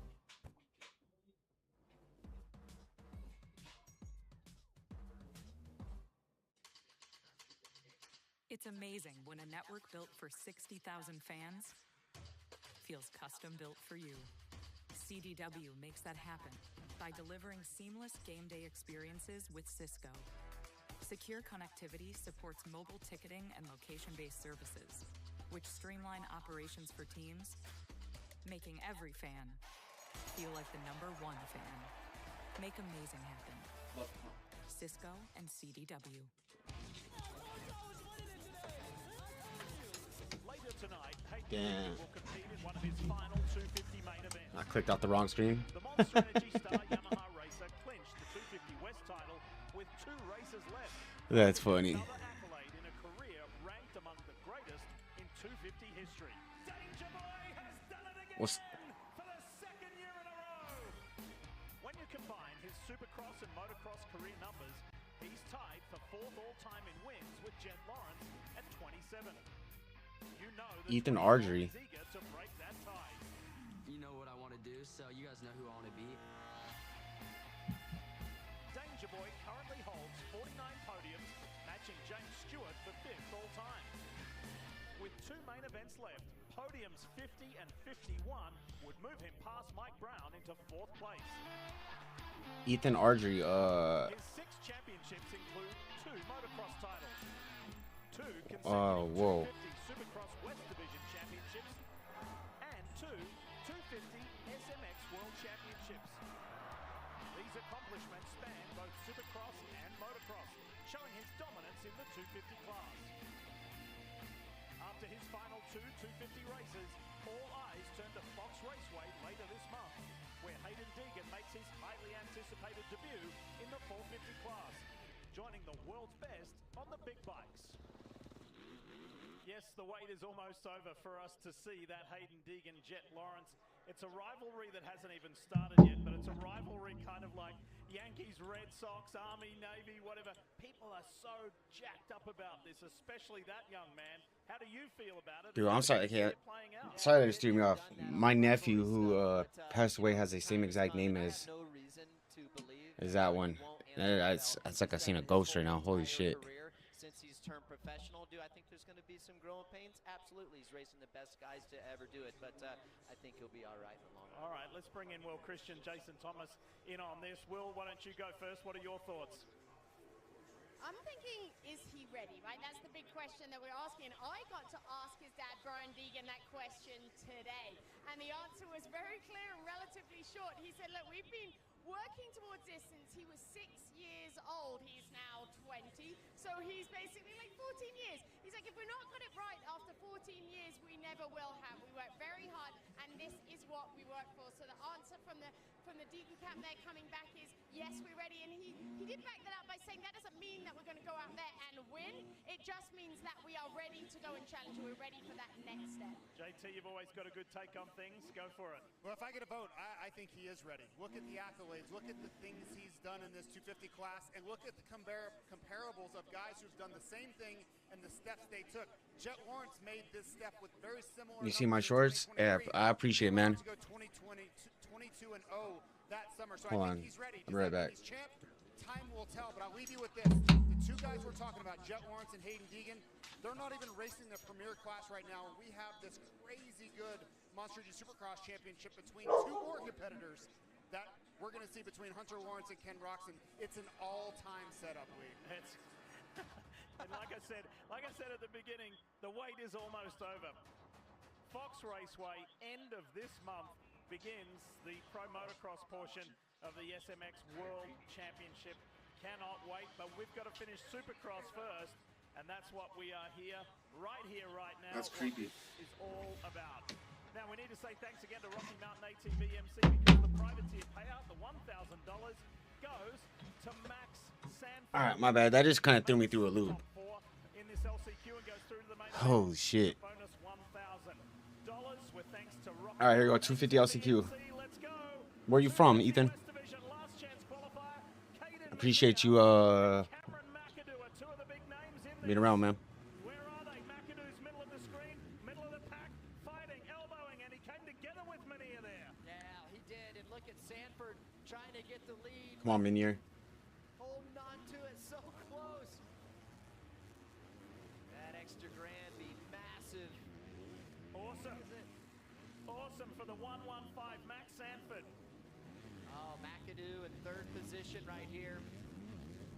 Where is Veneer? There he is, just, what is it, sixth place. Hell yeah, that's what's up. My homie from Cleveland. Grindstone, Friesen Group, Kawasaki leads the way. There's Cameron McAdoo. Had a rough heat. I always wonder if Cameron's 100%. He just looks like his elbows are a little more tucked in than what they normally are. While I'm watching him ride. And when we wrapped up the heat, as we watched them go through the woods, pressure on from Logan Lightsole as Logan goes on the inside, steps off a 450 last weekend, back onto a 250 this weekend, and Logan leads the way. When we wrapped up McAdoo's heat, we showed him in ninth. There was still a little bit of conjecture about Caden Meneer. Where's Meneer at right now? Up to third? Oh, McAdoo's in this too. I forgot about that. Dude, that just threw my mind through a loop. Like, oh, my bad, chat. Yeah, my nephew was 13 years old, lost his life a few years ago, and that just tripped me out. Entry looks over his shoulder. Cameron cuts back down. Lightsole still has the advantage. Great riding by Lightsole. And Meneer got third. He got past Max Sanford. Behind Max is Brandon Ray on the 388, and he cuts back down. Nice move, Brandon. Yeah, Brandon uses Meneer as a pick to get by Sanford. Sanford racing him strong, though, goes up the inside. Ray gets a good drive through the whoops. And Meneer's down. Oh, there goes Meneer. Mistake. This is going to be brutal. He's going to have to absolutely turn it loose. How much time is left? 3 minutes? 2.5? 7 seconds back. Still 2:27 to go plus a lap. Let's show you what happened to the Damn. Yamaha racer. Bummer for Here, going through the whoops, middle of the whoops, gets a good run, jumps to the outside, everything's good, and as he initiates the turn, yeah, he just pushes the front end. You see it happen a lot. The line wasn't completely established. rookie mistake. No, I can't really say rookie. Just misfortune. He goes down brutal for Meneer, Will. For Cameron McAdoo, Ricky is in the position obviously. I don't even know what to say right now. That just threw me through the craziest loop. Very busy time of late. He's been back on the bike about 2 weeks after the injury, Ricky, that you spoke about. But it was only a month ago yesterday that they also had, him and his wife Maddie also had their first child, a baby girl. He did say he's been managing to get some sleep, so training's been going very well for him. He says everyone keeps telling him, you know, that this is just the easy part and that she's going to stop doing that. He said, no, she's still sleeping. So he's managing right now to balance that training tough and being a dad for the very first time. So good job, Cameron McAdoo, on all of the above. It's gonna be curious, interesting to see if he stays with pro circuit next year or not. I don't think he will. I think it'll be good for him to get a new beginning or a restart, pretty much.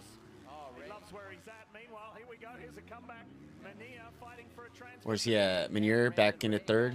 Picked up a position in the number 2 spot. Meneer back into transfer. He made up a lot of ground. Able to pick that bike up. It was still running. He jumped back on it in the sand and has caught up quickly. Yeah, he's not fucking around. Comeback by Meneer. Man, he was in the danger zone.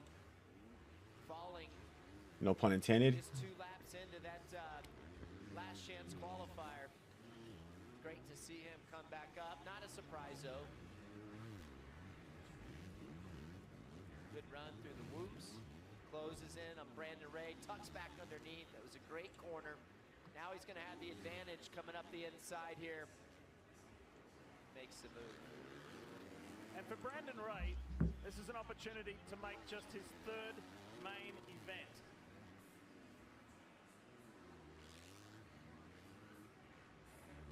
This season, he jumped in there at A1 and also at St. Louis, so to be 3rd on the year is Keegan Rowley.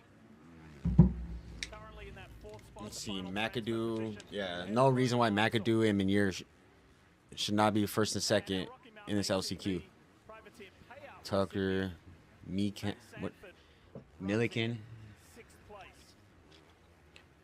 Wienerstorm, Wienerstrom. Final lap. Yeah, Rowley's got some distance distance in between himself and Leitzel, so that's perfect here with 1 lap to go. Certainly expected here. It's an expected ride by Cameron McAdoo, no surprise. It's a big moment too, as McAdoo just steers his way towards the checkered flag. Big moment for Rowley. Gonna be bummer because then what? They got a race in 5 minutes after this. Last time through these whoops for Cameron McAdoo. The new dad, as Will mentioned. Through the sand for the final time. I wonder if the 250 shrouds on the Cowie too got that black liner on it. Yeah, it does. I've never noticed that. It was a harder journey and more complex journey for the teenager, Caden Manier, but he will make his first professional main event. How about this guy? Brandon Ray goes through, and well done, Keegan Rowley. What? They got Brandon Ray? Wasn't he on something else but a Yami? McAdoo's the man. Well done, Cameron. Could have sworn he was on another bike. Jumbo time's over, bro. Not until someone opens his door. Dude, I can't even lie. That shit just threw me through a loop right now. I want to go back and clip my reaction because Morning, gents. that's insane. I'm like stuck on that. Out of all the names anybody could have on this planet, that name. Crazy.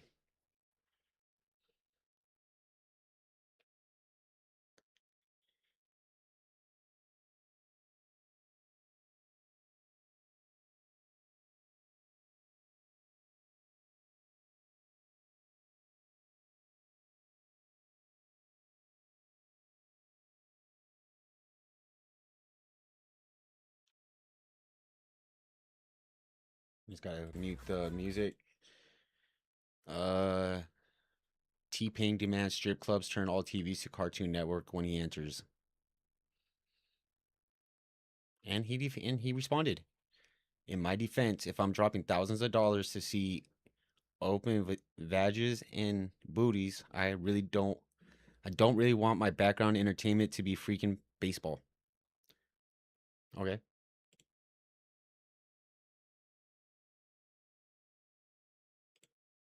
On, bro.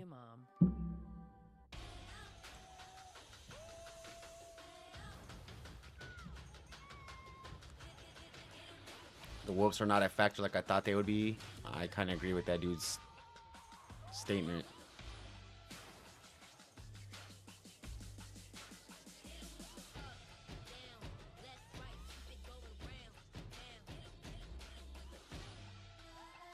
Big time, best time, all the time. Come seek the Royal Caribbean.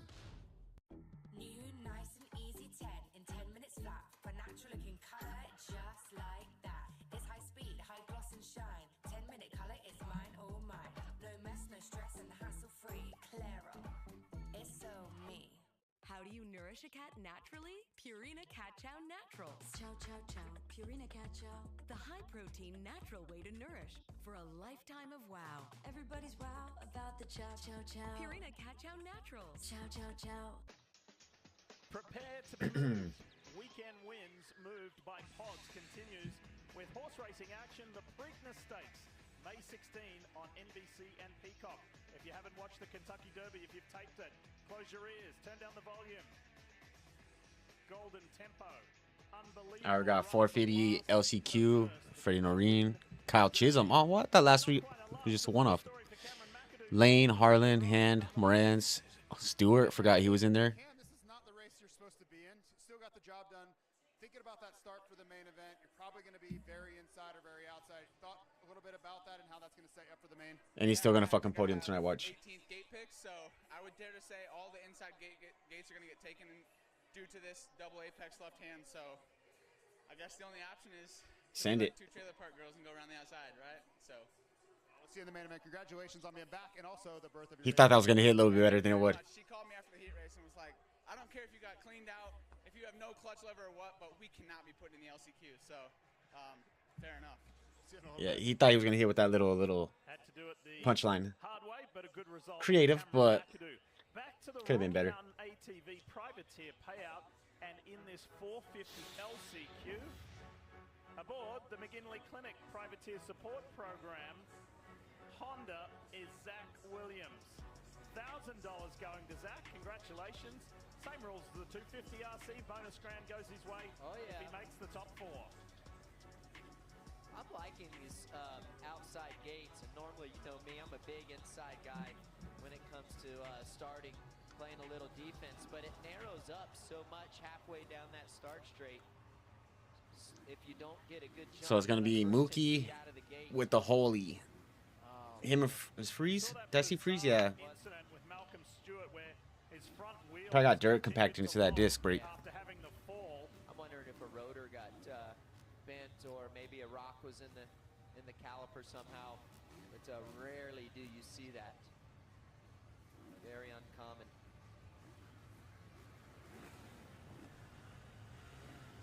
All right, here we go. 450 LCQ. Last chance qualifier before the main event. Here we go. It's Malcolm's first LCQ of the year. There he is. I want to see Logan Carnell get a main event, man. I've been waiting 2 years for that shit. Had to go via this route this year. Ready to go. Top 4 will make the main here in Denver. Let's do it. 450 LCQ. Yeah, good start for Freeze. Just too wide. Tristan Lane, Malcolm, main event, Moran's. Harlan's right there in 5th.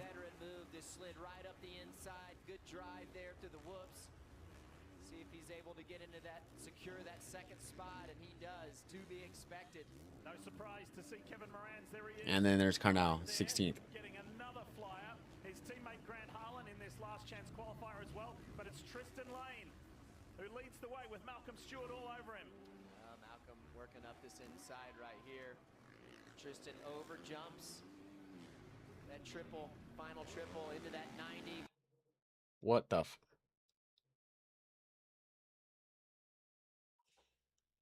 What the fuck just happened, Peacock?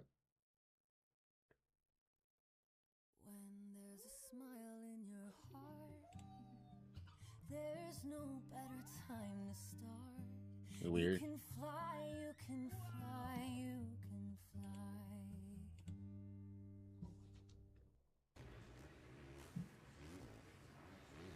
Tristan Lane's made roughly half the main events this year. In a solid representation. Here comes Kevin Moran's. Vince Freezy in 4th at the moment. Ahead of Grant Harlan. And he's scrapping hard for that 5th spot.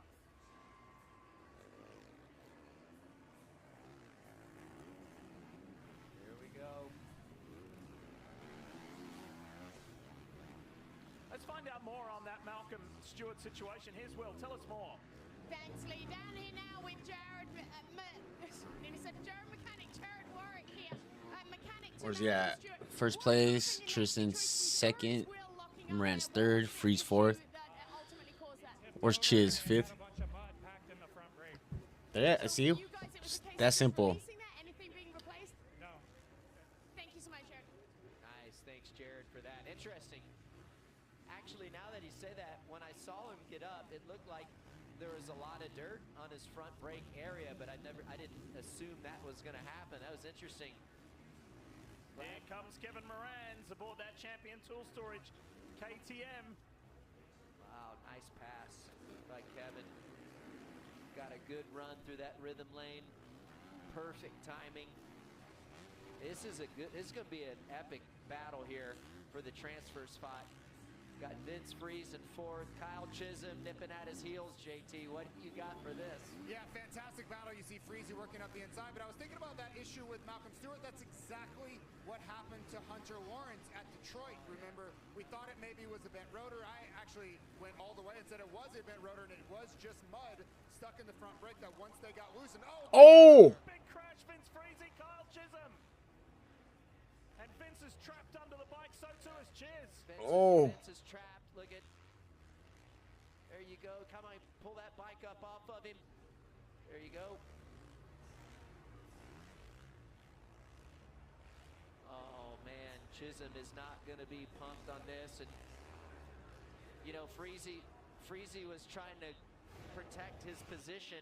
Watch right here. You can probably hear and sense Chisholm going to the inside. Probably gonna red flag this shit again. Chisholm was already there. Freeze was already committed as well. And they both collide.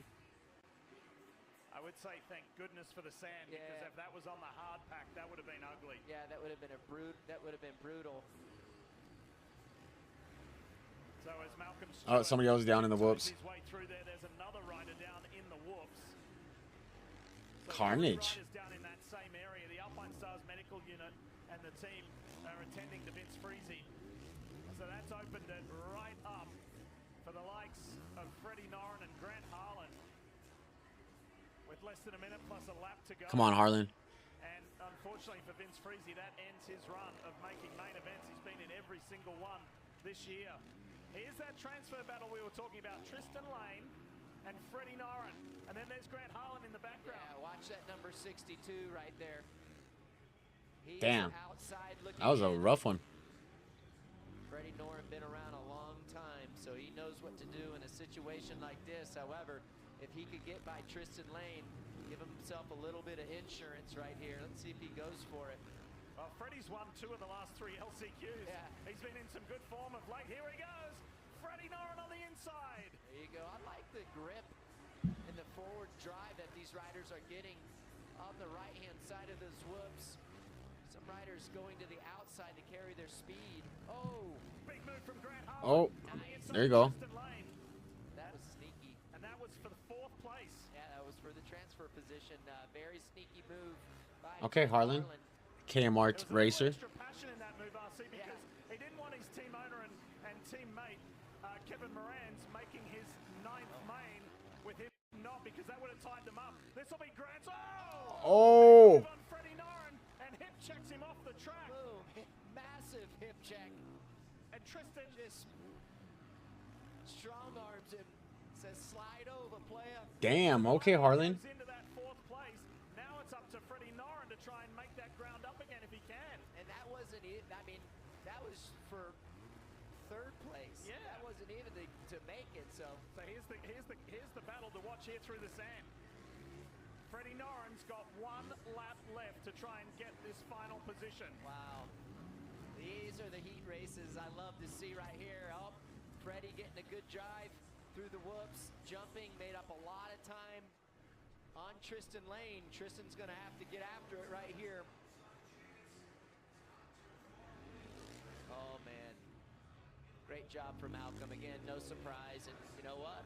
Hey, Harlan was a bulldog in this race. And use it to his advantage as a rider the caliber of Malcolm, getting out here and seeing what this track is like just before he'll have his main event after the 250 main. Could be key, but here you go, Diff. Here we go. Noreen versus Lane. So bizarre incident for Malcolm Stewart, bottom box with that front wheel locking up, but no worries. No. Easily through to the main event. The action has been for the other placings, but Tristan Lane's going to get it. That 4th and final spot after the collision between Harlan and Noren. So the 2 teammates, Morans and Harlan, they go through as well. I'm sure many of you have seen the news over today and the past few hours. The motorsport world yesterday lost a true legend. Who died? And an amazing human being. Alex Zanardi. Alex Zanardi. Was in Probably a Formula MotoGP One guy. on 2 Oh, different Formula 1. occasions. He was a 2-time kart/IndyCar champion. Italian. Tragically lost his legs in Germany in 2001.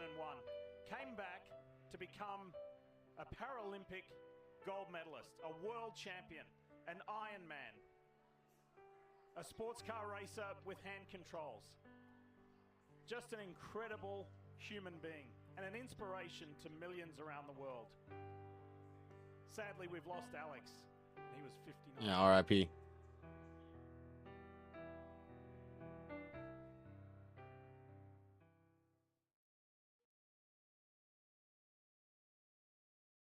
I plenty my training, you know.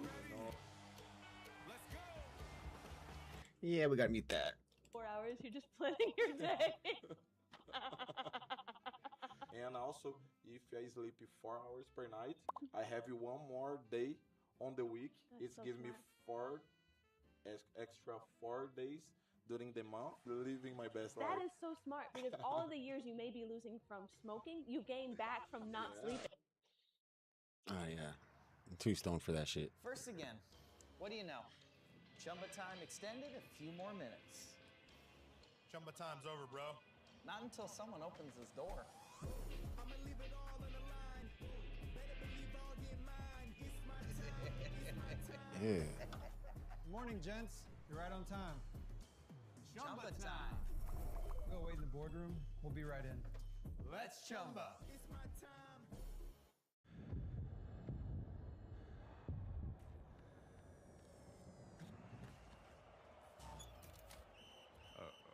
Coming through. What the fuck am I watching? Only Duracell is built different with power boost ingredients. That's why goats like Messi only run on Duracell. Vamos. Power boost. Power boost. The finer things at Domino's come in black and gold boxes, like their Parmesan stuffed crust pizza. Just look at all that garlic and Parmesan. And just when you think this couldn't get any better, it now comes with Domino's new slice sauce for free. Pizza with the perfect sauce for dipping? Yeah, that's fine by me. Mix and match any 2-topping Parmesan stuffed crust pizzas for $10.99 each and get new slice sauce for free. Only at Domino's. Racing continues here in Denver at Empower Field at Mile High, where we've just had the 450 LCQ go down. Unfortunately, Malcolm Stewart, after that incident in the heat race there with your wheel looking up, but fortunately coming out on top there in that LCQ. How tough is it out there right now? You've got yet another look at the track here before the main event starts. Yeah, it's tough out there. Obviously, we all know it's pretty slick out there, but you know, we had that little incident in the heat race, and we just clogged up a lot of dirt in the front brakes, so that's why we weren't able to qualify directly. But at the end of the day, you know, I'm glad that we got the stressful part over with now. So we're back. Made the main. We're back in the main event. So from here on out, we're just gonna have some fun and just enjoy the ride. See that smile back on your face. We'll see you out here for the main. Thanks so much, Malcolm. An extra ride for Malcolm, but he's in good form here tonight. Talking of good form, have a look at these two. Ken Roczen, Hunter Lawrence, just 4 points separate them for this fight for the Premier Class Championship. Yeah, could you imagine if Hunter got 5 wins, they'd be tied in podiums. Then it would go down to who had the most second place finishes. That would be wild. Well, they've built themselves into title contenders through these first 15 rounds of Monster Energy AMA Supercross. Let's remind ourselves and relive how they got to where they are. The 2026 season is shaping up to be one of the closest in history. Hunter Lawrence, he looks to hold off the veteran Ken Roczen, who's in his It's gonna be down to the wire. first Supercross crown in his 13th full season of competition. Roczen challenging and taking the lead from Lawrence. Ken Roczen wins round 5. 4 winners in the first 4 rounds. Hunter Lawrence now some momentum. Ken Roczen points-wise, a full race or more back. Hunter Lawrence beginning to take over. Roczen is still charging. Hunter Lawrence dominates in Birmingham. 3 out of the last 4, he's been on top. Great job by Kenny, too. Man, Roczen 12 off the start. Roczen to second. Hunter Lawrence winning 3 out of 4 and holding a 9-point lead. The championship leader. Oh, forgot about that one. A lap down in 19th place as Roczen rocks Detroit for his 2nd win on the year. What a plot twist. He was 31 points down, right back in this title hunt. Kind of a battle between them for 3rd in the championship right now. Trying to get. Thinking about 3rd place, we want to figure out how to get the 28 points back and win the title. I could care less about 3rd. Here comes Roczen on the inside. Blah! That shows you how much Ken Roczen wants this. Roczen does it again. 5 points out of the lead with 5 rounds to go. He continues this incredible momentum. Kenny, a mistake by Roczen, and Lawrence was out of bounds. Hunter Lawrence wins in Nashville and extends his championship lead. 10 points to the good over Ken Roczen. We couldn't ask for things to be any closer. Hunter Lawrence, guys, is down. Look at Kenny. Roczen wins the Going down to the wire. Now a solitary point. Roxon up to second. Roxon running away. Roxon wins and leads the championship. And now it's Hunter's turn to go on the attack. It has been an interesting journey from two very different paths. One German, one Australian. And let's walk through their respective timelines at just key moments in their careers. You go all the way back to 2011 and a big disparity there. And then Roxon winning the MX2 championship in Europe. Hunter wins the German round of the European Motocross Championship. And then fast forward a little further where Roxon is an outdoor champion, and then that fateful moment in 2017. Yeah, and then to come back from that. There you go, Hunter's 9th in the MX2 championships, 18 years old. And then after that horrific injury to his arm, Kenny comes back and on the Suzuki and gets that memorable win in Indianapolis. Hunter becomes a champion in Monster Energy 250 competition, and here we have it. The 32-year-old, the 26-year-old, they're separated by just one win on the season and 4 points. It's been a wild ride. I expect nothing less here tonight. We got the 250 main event. Every weekend in Monster Energy AMA Supercross was watching these two guys go at it as we've gone deeper into the championship. Here's where it will all play out. Let's take a closer look at the Yamaha track map. Exciting racing here in Empower Field and a shorter start. Remember the elevation, we've been talking about that. These guys are at a loss of oxygen, so these bikes are taking a toll, having to work overtime and difficult conditions as far as the whoops go and the texture of the dirt as well. This race conditions report tonight is brought to you by 511. Let's throw it down to Jason Thomas to give us some more insight. Thank you, Ricky. And I'm standing in those whoops that you saw highlighted, and they're going to be really tricky tonight, but it's really more of the conditions. You can see behind me that white color is indicative of how hard packed they are. Races they're are cool. Basically concrete, and they're not giving any grip at all. Main event's about to start right now. The tire's just spinning through each whoop, but Denver specifically, the nuance of it is the very unique variables here. That elevation where everybody's down on power. You heard Hunter Lawrence talk about how difficult it is to get calibrated and used to the lack of power here. And then the lack of traction too. That's a really tough combination. And the last thing I'll throw in there is a lot of these riders go down to first gear for the start. So if you see your favorite rider maybe get an uncharacteristic bad start, this race is like no other, where they're going to be using first gear where they would typically be in second gear. So it's almost like a completely different dynamic and a completely different setup than every other race of the season. That's right. Thank you, JT. Hey, scan that QR code to learn how. Skin that. 511 and Damn it, there is so Supercross much. I just challenge said it anymore. possible. Oh, sorry to hear that. Big thanks to all the kids who submitted their Stasic Live videos this season. Seeing your progress, confidence, and love for riding has been truly inspiring. That's what Stasic is all about, helping the next generation master throttle control, balance, and racing on two wheels. Who knows, the next Supercross champion might be out there right now on a 12 Of course or they are. 16-inch There's going to be a Supercross champion rider started at in 20 years, 250, that was just born this year. a decade of innovation, Fucking bitch, stupid. generation of riders. Chumba time's over, bro. Not until someone opens his door.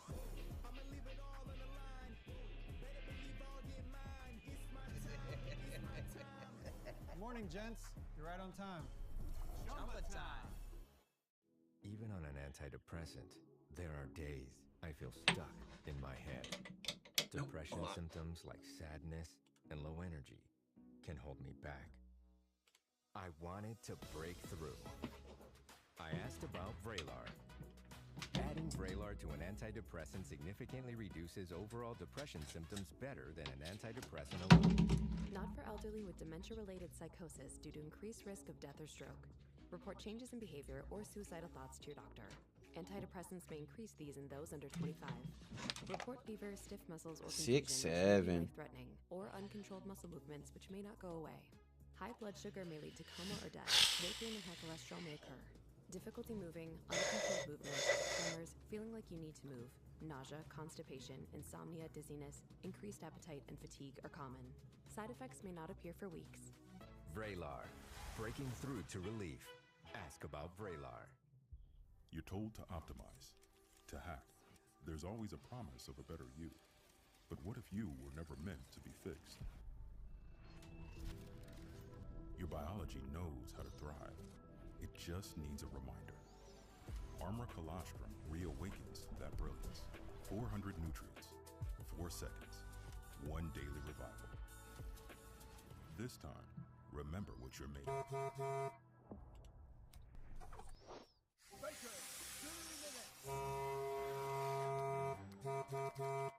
The fuck is the point of that? Power when you need it most. Energizer Max is up to 100% longer lasting. Anstey wins A1. Danger Boy Hayden Deegan wins in San Diego. Danger Boy wins again. Another win, 4 in a row for Hayden Deegan. Hayden Deegan wins the Battle of Seattle. Welcome back, Pierce Brown. You're a winner. Triple Crown winner. 1, 2, 3 for Cole Davis. Super dominant year for Star Racing. Super dominant. Cole Davies has done it again. Nate Thrasher continues his wins. He's had at least one every season for the last 5 years. Well done, Nate Thrasher. Danger Boy has We'll see him on a new team this year, unless that win got him another star contract. Cole Davies is a Monster Energy AMA Supercross champion. Potentially Star Racing's future right there. Deegan and Davies 450, 2028 or 2029. You're looking through blue-colored goggles because it has been an incredible year for Yamaha. Well, it certainly has. And then I go back to my early years. They tied. If they win tonight, I just wanted to ride for they the sole top dogs. so bad because I knew if I was on that team, I had a great opportunity to win, and it was a household name as a team you had to be on. And I feel like this is that team right now, and the numbers, again, speak for themselves. They're so dominant. You know if you go there, you have the best shot of winning. Tied with Honda, tied with Kawasaki for the best season all time. Right. And tonight, here in this main event that's coming up, they could have the top spot all to themselves. The blue crew, that is. If you're just joining us, let's get you up to speed. What went down in the return to action for 250 West. And that was Max Anstey grabbing the lead because it was a pretty hard hit, hard impact by Hunter Yoda. Yeah, it surely was, but great job by the 61. That was great form and looked a lot like he did early on. But check this out. Right before the finish line, Bummer from Meunier, but he was able to come back. off the track. You have to go up the up ramp to get your Rookie mistake.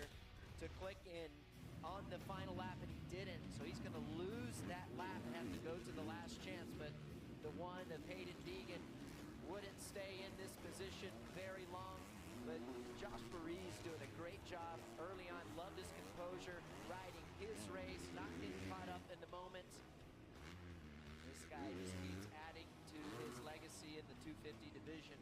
Great job by Hayden Deegan. He's won every heat race this year too. Eighth heat win on the season. He said it was a little bit difficult to get some passes executed early on, but nonetheless, fastest qualifier and heat winner. Which brings us to this, the main event here in Denver, where there has been a different winner every visit to the Mile High City. Kevin Windham, way back in 1996. And then after that drought, after that break was over in 2019, our very own AC, Adam Cianciarillo, Hunter Lawrence has won here, RJ Hampshire, Joe Shimoda, Hayden Deegan.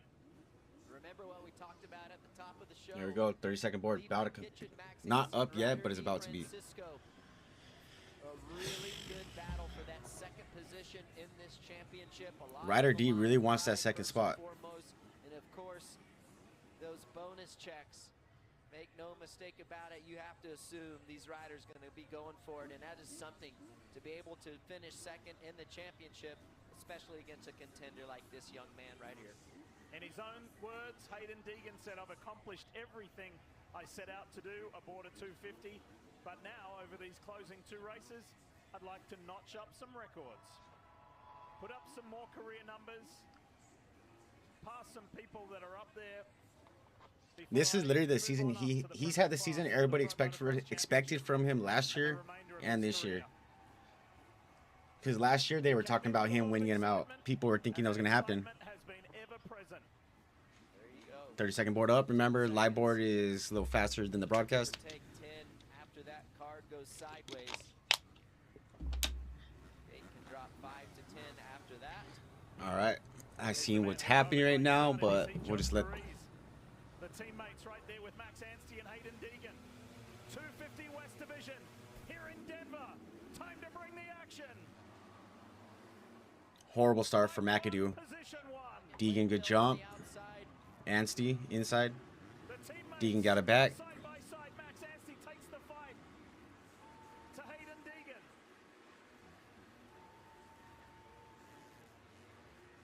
And then the Lux Turner. Oh!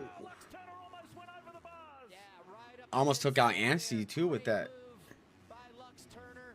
I don't think that Max Anstey was anticipating that. Now look, he gets scooped up by the 47 of Levi Kitchen. Ryder D, 5th. Linville's 7th. McAdoo, 21st place. Oh, look at the chef came here to do some cooking here tonight. I thought he was going to give Lux the business, but he doesn't. Great start for Lux Turner right here. Almost didn't make it. Just started right now, man. Perfect timing, my dude. Go back and watch a replay of the start. Here's the champ. Oh, great release. Look at that, working it. That is a massive. That was a good start from him. Slides up a little bit, but he's in the perfect spot because he's going to set himself up to be on the inside. Look at on the inside. Damn, he got a jump. Oh, McAdoo went down on the start. Real estate looks like he got crossed up on the back wheel of Crockett Myers, and nothing he could do there. That's just a race. Volan, last place. Wonder what happened to him. Yoder, 16th. Damn, the Club MX guys, they're either top 5 up in that area together, or they last together. Like, they stay with each other. Both classes. The man who sits second in the championship, where there are just 6 points covering 3 riders in that race to the runner-up on the title. Well, Ryder's going to have to get past Anstey and Kitchen if he wants that spot. Literally, the 2 guys he needs to pass are right there ahead of him. Yamaha sits second. Really good ride so far, but how about the man in third, JT? Well, not no more. Looks great so far, but I just wonder what will the fitness look like. The last time we saw Levi in St. Louis, he was dealing with a back injury that's kept him off the motorcycle for a lot longer. We'll see if he starts fading around the 5 minutes left mark. Put in the training laps between then and now. So if there is something that it will cost, I think late race fitness may be the price to pay. We'll see as Ryder D and Max Anstey start to close up behind him. Oh, Lux messed up in that 90-degree corner, and he lost some time. I thought the 47 was going to be able to capitalize on it. So Lux had to ride a little defensive, anticipating that maybe the 47 would come up and make a move the inside, but he wasn't able to do that. So great. Ryder D up into 3rd. He's going to get past Max Nasty. Kitchen passing Lux right there. I'm eating wings, so I can't type too much, but I'm here. All right, for sure, man. Levi's gonna probably be fading if he hasn't been on the bike that much, around the 5-minute mark or something like that. 8-minute mark. Ryder D, nice run through the woods. Whoops. Ryder D Francisco makes the move up the inside. Now I loved what I saw from Ryder earlier on today, Diff. Look, and even though the 20-year-old Lux Turner has just lost 2 spots, he is still in position for his best result on the season. And that's the great thing about these guys, and I talked a little bit about it earlier. He's riding good. Lux has. Arizona rode good. Great finishes, personal best against some incredible competition, and that's kudos to not only these great athletes but the race teams as well, working hard behind the scenes. And look, he's fighting the guy who won the season opener as Max Anstey blasts by. Got some lemon pepper and mango habanero. Oh, that just sounds hot reading that. Oh. I got like stomach issues. If I eat spicy, like too spicy, I start throwing up and my stomach hurt. But like, I'm like the worst Mexican when it comes to spicy food. But damn, just reading what you got, man, that shit sounds spicy. 4 years away from racing, and then he would work his way. He'd work a job for 2 weeks, he'd ride for 2 weeks. He'd work a job for 2 weeks, ride for 2 weeks.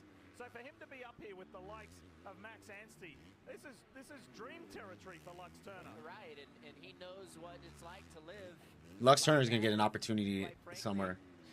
I don't know about like a. Yeah, I can't say it. Maybe eventually like a top factory team. He kind of got one with Bar X, but like full factory, like when Beta comes with their 250, I can see him on a Beta. At the end of next weekend in Salt Lake City. And so just to expand on Lux and this fantastic ride that he's done. It's not too bad, honestly. The mango chills it out a little, but also like spicy food though. The lemon pepper mango fucking sounds fire. That's a good combo. I can't lie. Even though I wouldn't be able to eat it, it just sounds good. All right, where's Deegan at? 5 seconds ahead of Kitchen. Ryder's 2.1 seconds back from Kitchen. Ansie's 3.3, 3.4 now from Ryder. Menier 6th place. Over Levi Kitchen, and then Ryder D, then the rider on screen, that's Max Anstey, and then Lux Turner, and Caden Menier is in 6th place ahead of Hunter Yoda. There's Gage Linville. He's just been overtaken by Yoda. Yeah, Linville doing a great job. Remember, he was filling in, got called up to fill in for Jalik Swoll. Doing a great job on a very difficult track. By the way, Cameron McAdoo's been able to work his way up. Oh yeah, where's McAdoo? 17th. Volan's up to 13th. Yoder up to 7th. Ooh. Mumford. Excuse me. I got 6 of each flavor so they separate, but they complement well. Hell yeah, man. I hope you enjoy your meal, bro. Sit back, watch the race. Hell yeah, that sounds fun. Bringing it, and how that pass started was because Mumford went up the inside and he didn't able to have a good drive through the whoops, so he lost all that time, and that's what helped Robbie make the move, gain a ton of time. For that Heartbeat Hot Sauce Nano Extreme Yamaha, that was really nice. Does Ryder catch Kitchen? I'm actually looking at those times because I'm trying to figure that out too. He is, last lap was 100th of a second faster than Kitchen. His overall, he's 400th of a second slower in his overall fast lap. 8 minutes set. If Kitchen starts fading, I said between 5 and the 8 minute mark. We just hit the 8 minute mark. 53.5. I was. Bobby Reagan gave it to him. Gets in his first heat. Gets run off the track by Levi Kitchen. Didn't cross the finish. Technically was 1 lap. Oh no, man. It's 2.2 seconds back. Came back to make it to the top 4, and here he is running in 6th place in his first ever main event. And make no mistake about he's doing great, but make no mistake about it. This is a job interview right here. I told you the guys that he's going against that could potentially take this spot. So it is he possibly can, man. For him to put in a good ride for job security. Possibly can. Job by that, especially going through the LCQ. The last lap time, Kitchen 54.063. Ryder was a 54.142. That's what I was thinking. He might fade or make a mistake in typical Kitchen fashion. I'm thinking he's just about fading because he's barely been on the bike this past month because of that back injury. Ready to take the step to the 450 class and go battle the very best that class has to offer. And the reason I believe so is look at what he's been able to do in 2026. I believe if this racetrack had been offered a year ago, it would have given Hayden some problems. 2 sets of whoops, really tricky surface, the start's really important. Those were all things that he cleaned up in his game, and they are no 3.2. He's starting to pull on. Oh, 3, but down to 3. Damn, Ryder gonna fucking start fading. Serve him very, very well when he moved up to the 450 class, and it's gonna allow him to match the very best. 54.4 for Kitchen, 54.8 for Ryder. Damn, I might be eating my words. Still think he's gonna probably fade at the end. Indeed, you needed to see a couple of improvements to basically perfect his game in that 250 division. It was 2.8. being the biggest one, and he has in fact done that. Great stuff, JT. 5.5 to go, plus a lap for this man to notch up another win on the season. A little 3.7. we pick up triumphs. Gage Linville Come on, Ryder, if you want that second place. with Max Volan. I feel like he's never had the best stamina either, especially when he starts really pushing. It's like Deegan called, dude, in outdoors a couple years ago. Levi starts fading. He was in line. But I think he stepped it up since then. It's just he just crumbles under the pressure. And yeah, I think he could get better with the cardio in the workout. He could get like maybe 20%. I don't want to put a number on it, but he could get a little bit better. Even though he puts a lot of work in, he could probably work a little bit better, harder. Forward because he has not finished outside the top 10 this season, so he's trying to keep that run intact. Meanwhile, here is the 40 of Parker Ross. We showed you that feature.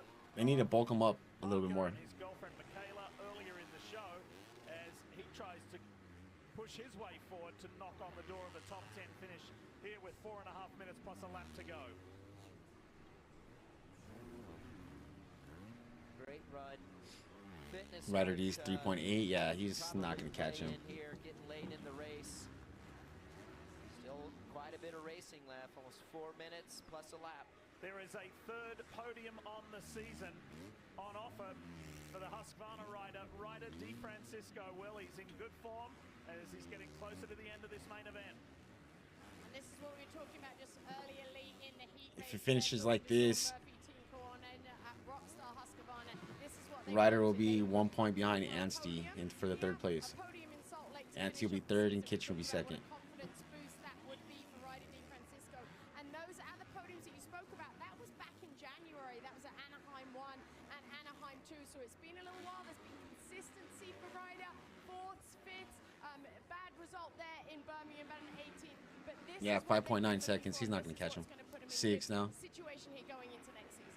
Think about what a year it's been for the Rockstar NG Factory Husqvarna team on the 250s with Daxton Bennick. He gets real hot during outdoor season too, which doesn't help. He definitely can if he starts running every day and doing cardio. He can definitely get better. I feel like he's never had the best stamina either, especially when he starts really pushing. Kitchen has, I mean, he's good, dude. He's just not consistent, but he could just get a little bit more serious, a little bit better. You could tell he loves racing, riding, but look at the difference between somebody like Hayden and then Kitchen. When I've been in this position before, you just have to enjoy that moment because it's not always are you in this position to enjoy, and it's like you can kind of Kitchen probably stops thinking about riding when he leaves the track. Deegan leaves the track. He's thinking about it, you know what I mean? That type of shit is what separates champions. You just matched them right there, Ricky. I told you I was chatting to him earlier, and he was talking about how much sacrifice they have made as a family. They were very settled in California, and they uprooted, moved 100% when Kitchen is on, he is on. He is. He's just not consistent. He'll be fighting for that outdoor title a little bit, but we'll see how he does. Is it just Deegan that's one that causes him to break, or I think with Deegan out of the class he's gonna do better, but we'll just see about we'll see about his mental. Hymas, it's gonna be a big year for Hymas. He could win it, man, if he stays healthy. Joe, I don't think none of these guys are going to be like a top dog like Deegan, where he's a title threat for every series, indoor, outdoor, SMX. We're just going to have a bunch of different guys win titles. Davies indoor, Joe outdoor, maybe Joe SMX too. The 250 outdoors is going to be interesting to see without him. It's wide open, dude. These guys are so inconsistent. It's going to be crazy to see what happens. Speaking of being at a top level, Hunter Lawrence preparing to head to the track to see if he can do anything about the 4-point deficit that he is in. That position. Not making excuses. Levi's riding with half a body. I don't think Kitchen will be able to do outdoors. He is. Hey, and that's another thing too. I've heard people say something like that where it's a little iffy if he's going to be outdoors.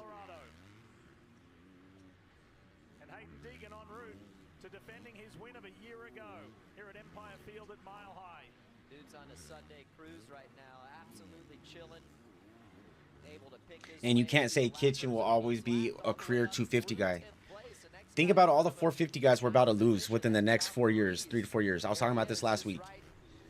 Barsha, you're gonna see Webb is on the way out. Tomac's on the way out. Roxon, Tomac, Mookie, Barsha, Christian Craig, maybe Mookie within the next 3 to 4 years. AP, same thing, 3 to 4 years. Chisholm, I mean, he's already retired. He just came back for 2 days. Nichols, I meant. Nichols, who else? Savachi, 3 to 4. McElrath, you know, that's 10 guys right there. Within 3 to 4 years, will be out of the 450 class. That's 10 seats gonna be up. So you can't say Kitchen's gonna be all, because there's gonna be room for these guys, for a good amount of these top guys in the 250s to move up. And that's why, dude, to be a fan is amazing. We got Jet reigning on top. You got Deegan coming, Prada, Sexton. You know, the Coonan brothers are trying to come out in the next few years. Like, where is AP gonna ride? I don't know, man. I don't see him honestly going back to. I honestly don't see him going back to Red Bull, KTM. With what they got going on, especially if Tomac wants to come back. If their choice is between Tomac, Prado, and AP, I mean, sorry, AP. You know, but what's going to happen with Husky? I guess I'm hearing that KTM is going to be all 450s, and Husky will be the 250 program for the Austrian group. Danger Boy, dude. Record. Not only his record. Star Yamaha.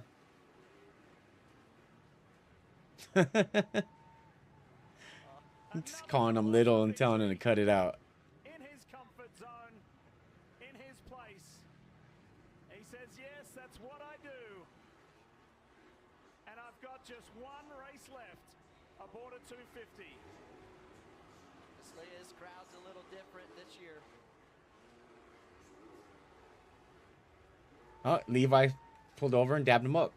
And Yamaha continues its phenomenal run in 2026.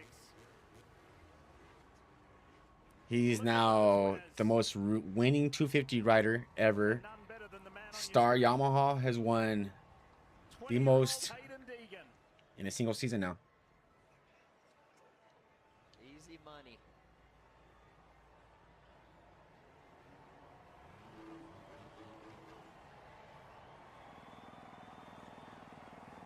It's a signature line gear there with Fox. Collab. I'm backing my boy Hunter. Hunter's my title choice, my title pick. You can see my very first video, not my very first video, but my prediction video beginning the season. Hunter's my title choice. But how sick would it see, dude? If Roxon wins the title on a fucking kickstart, that would be some insane. Unreal.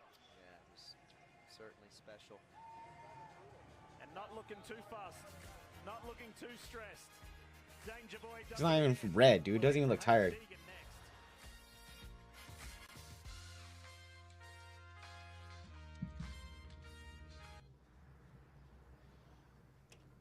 First again, what do you know? Chumba time extended a few more minutes. Chumba time's over, bro. Not until someone opens this door. I'ma leave it all on the line. Better believe I'll get mine. It's my time. It's my time. Morning, gents. You're right on time. Suzuki sales are gonna go up if that happens, bro. Honestly, dead ass. I've been looking at Suzuki's. Let's chumba. I'm a Skippy. I have no choice. I used to think there was just one FICO score. When I applied for a loan, it would have helped to have known my. See, does Roxon does Roxon even? I really feel like if he wins a title, dog, I could see Roxon retiring. It's important you get the right score for And if not retiring, doing like World Supercross and then select. I don't know. I just. Including the scores that lenders use for credit card, auto, and mortgage loans. Get started for free at myfico.com/. I could see, I don't know, I could be wrong, but I could see a world where he retires. For the acute treatment of migraine with or without aura in adults, Nurtec ODT can provide relief in 2 hours, which can last up to 2 days. Don't take if allergic to Nurtec ODT. Allergic reactions can occur even days after use. Get help right away for trouble breathing, rash, swelling of face, mouth, tongue, or throat, high blood You know, pressure, and range of everything he's gone through. It would just, dude, it would be high such a blood good pressure, story numbness, coolness, for him after everything he's gone through. fingers and toes. Then come back, win the title on a fucking satellite team. Dude, just retire, go out on top. Because you know, not to be a dick, I mean, anything can happen, but there's a likely shot that he never has an opportunity to win the title again. Biggie deals for the whole family. Only at Wendy's. Me too, just go out on top on a good note. Right, dude? That's like the most perfect ending. You can't write it any better. To what? Come back next year and fucking deal with Deegan, Jet, Hunter. That's going to be for Tomac too. I think Tomac eventually he's just going to get beaten up to where he's just like, yeah, man. There's always a promise of All these guys. But what if you were never meant to be fixed? But that 450 class is going to be looking different, man. All these guys. Look at Ferrandis and Barsha. They're all on one-year deals. Barsha, I really feel like is going to be stepping more into either an ambassador role or there's rumors that he's trying to go Europe. You know what I mean? It's possible. Ferrandis, he has a one-year deal. I'm seeing them bringing him back again next year.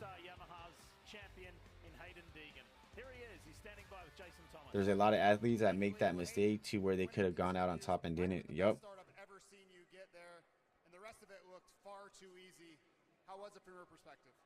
I know, I was like, I got to get that 250 win, so I added it to the record books. But man, that was a good race, perfect start. Kind of led it, you know, got up to about a 6-second gap and just kind of paced myself. I'm trying to put on a show for the Colorado fans, but unfortunately got a hole shot, so I couldn't do much. But yeah, man, that was a good race. I got family that came down here. A lot of family members that I didn't know about on my dad's side. I'm meeting a lot of them, so thank you guys for coming to the race and checking it out. Thank you to Mom and Dad. That's cool. Team, sorry, it's Yamaha, trainer Swanee, Navarro. I mean, we put a lot of work in, and it shows. I mean, shoot, that's 8 in a row. Great job. Last 250 race of your career next weekend. There it is. 50 podiums, 28 wins to Jets, 27 wins, 42 podiums. Bubba's 46 wins, 49 podiums.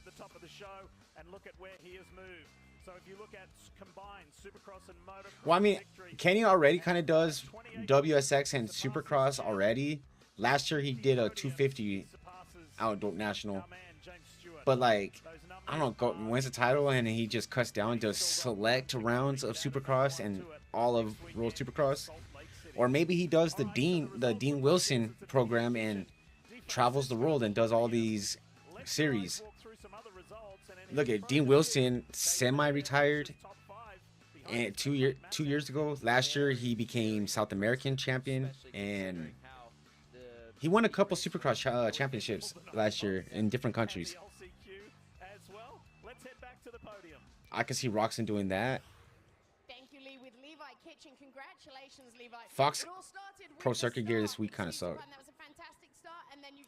People can hate, but that kid does numbers. Don't like. People can hate that kid, but those numbers don't like. My bad, I can't read. Yeah, that's facts. Man, I'm actually really happy. Last week I hadn't rode yet, and I didn't know if I was going to race, so had a really good week, and I'm pumped. So Hayden rode great, obviously. Just got up in a second and just tried to get some. I'm gonna apologize to Kitchen for talking shit and being completely wrong. Sticking behind me, and yeah, looking forward to next weekend and going in outdoors. And yeah, thanks to the whole Monster Energy Pro Circuit Kawasaki team, Fox, Bell, Scott, J-Star, Garmin, just everybody who helps me out. Thank you. Good to see you back. Good to see you back up here. Congratulations. Dean would get show money. Spoken Wide definitely would get paid to show anywhere.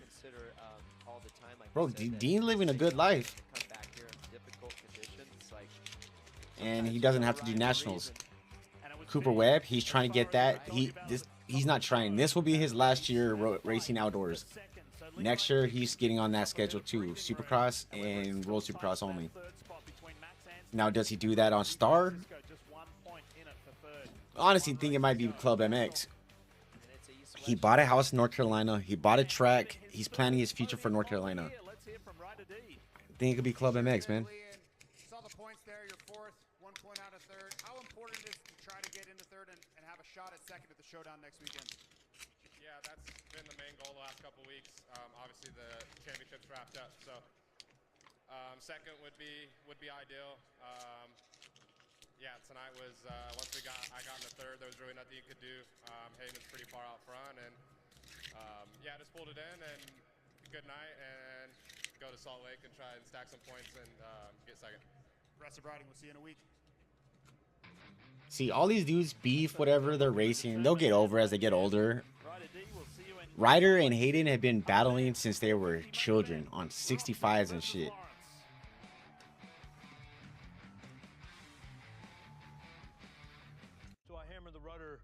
Okay, this might be crazy to say. Mark that a win. That's nothing. Is Davies title win? Okay, yes, obviously that's amazing. It's super. You can't take that away. He won a 250 championship.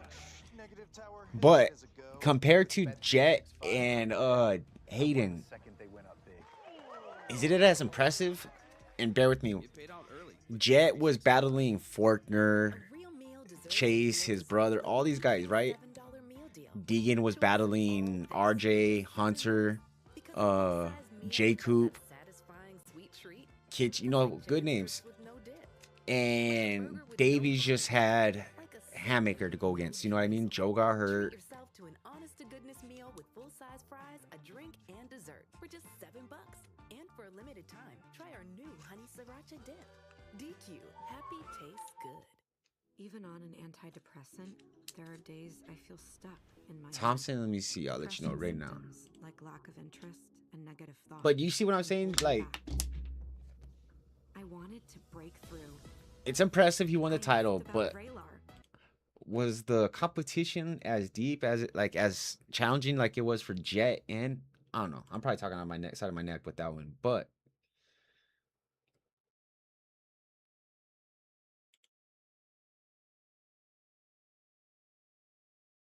he got 15th place. He was right there behind Parker Ross and in front of Rod Bell. Weight gain and high cholesterol may occur. Difficulty moving, uncontrolled movements, tremors, feeling like you need to move, nausea, constipation. But I was thinking about this week, like, yeah, it's impressive he won the title, but Side effects may not he didn't have that much competition. Vraylar, breaking through to relief. Ask about Vraylar.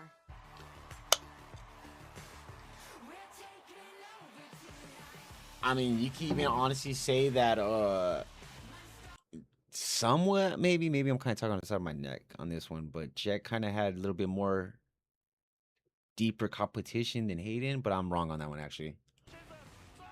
I think Hayden and Jet's titles were more impressive than Cole's. That's what I'm trying to get at. Cole didn't, he only had one guy who was battling.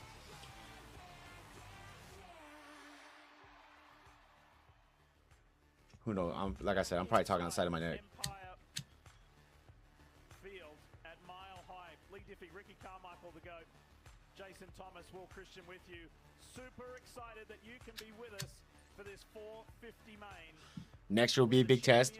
Hopefully he has more competition when he defends. But when you're guys like Hammaker, Levi, Joe, do you go the opposite coast from Cole to kind of almost get a guaranteed title almost type shit?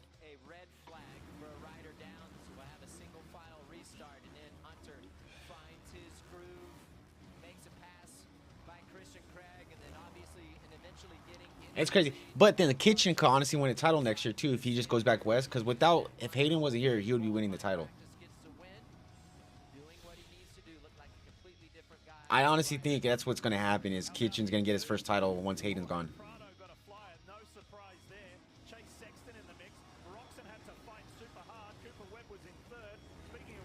Cole has 2 years in age. Remember, Cole is only a kid. Yeah, Cole, I mean, yeah. He's only a kid. I understand that. But he's guaranteed. He wins next year. The following year, he's 450. If he loses, he got one more year.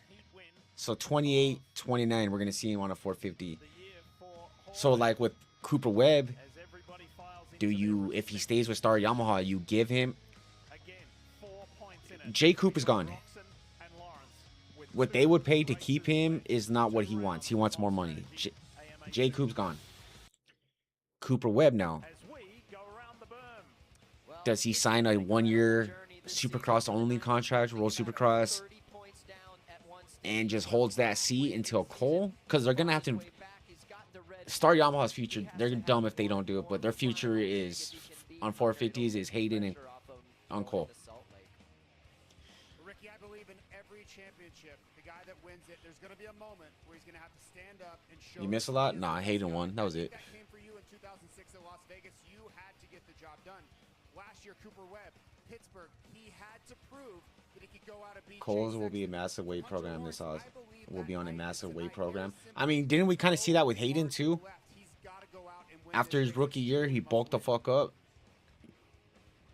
Well, this man, the number one here, Cooper Webb, he might have a little thing to say about that. 24 points back. He knows he can't drop back anymore. And last week in Philly, well, that was the second place finish, but an extra spicy version of Cooper Webb perhaps trying to chase down Ken Roxon. Nah, the silly season's gonna be interesting next year to see where some pieces. McAdoo. RJ was already told he needs to find a new team, so we'll see him on a different squad. McAdoo should be leaving. Thrasher's probably gonna be leaving unless that win saved him, got him a contract back with Star. But Star has their amateur guys, their young guys. They're set with their fucking amateur or their rookies. Future for Star is solid if they do it right. Menier, Gordon. What is it? Menier, Gordon. Oh, you got Carson Wood on the bench, dude, getting ready, and he's the one that's been helping Deegan get ready for outdoors, pushing him. That start right there, about quarter to halfway down that start straight, it narrows up so fast. The first 10 feet. Cole definitely gained weight, like you guys said. He is still younger than the beginning of his career. Yeah, I feel like we saw that with Hayden after the rookie year, and then he bulked up. Would not be surprised if Sexton wins. I agree. Okay, there goes Hunter, Prado, there's Tomac, there's Webb, Kenny, Jordan Smith. Okay, Sexton 16th place. Goes my RM fantasy.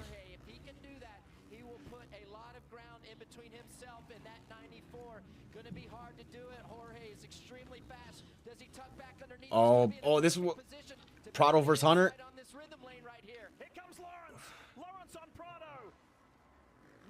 Not close enough. Oh, he was going for it. Right here, he's got to turn it loose. Intensity through the roof right now. If he can do that, it is going to put the pressure on the 94. You can see going inside. One of these two is going to make a mistake right now. Oh. Checked up. Come on, Paul Webb. Hunter riding with the fucking purpose right now.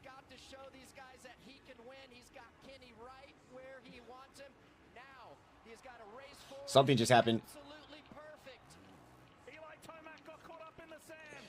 Tomac went down.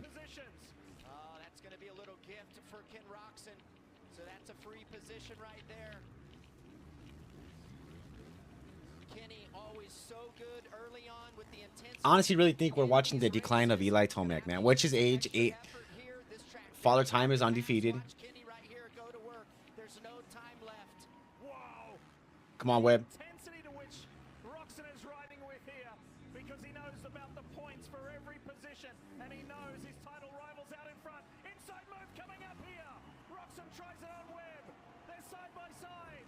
Prado, I don't know what it's called, cross jumping, but you can see him zigging. Especially if Swanee has any say, Cole gaining weight, it'll get it. Oh, yeah, dude. Oh, Roxon. He's like 18. And he's still a baby.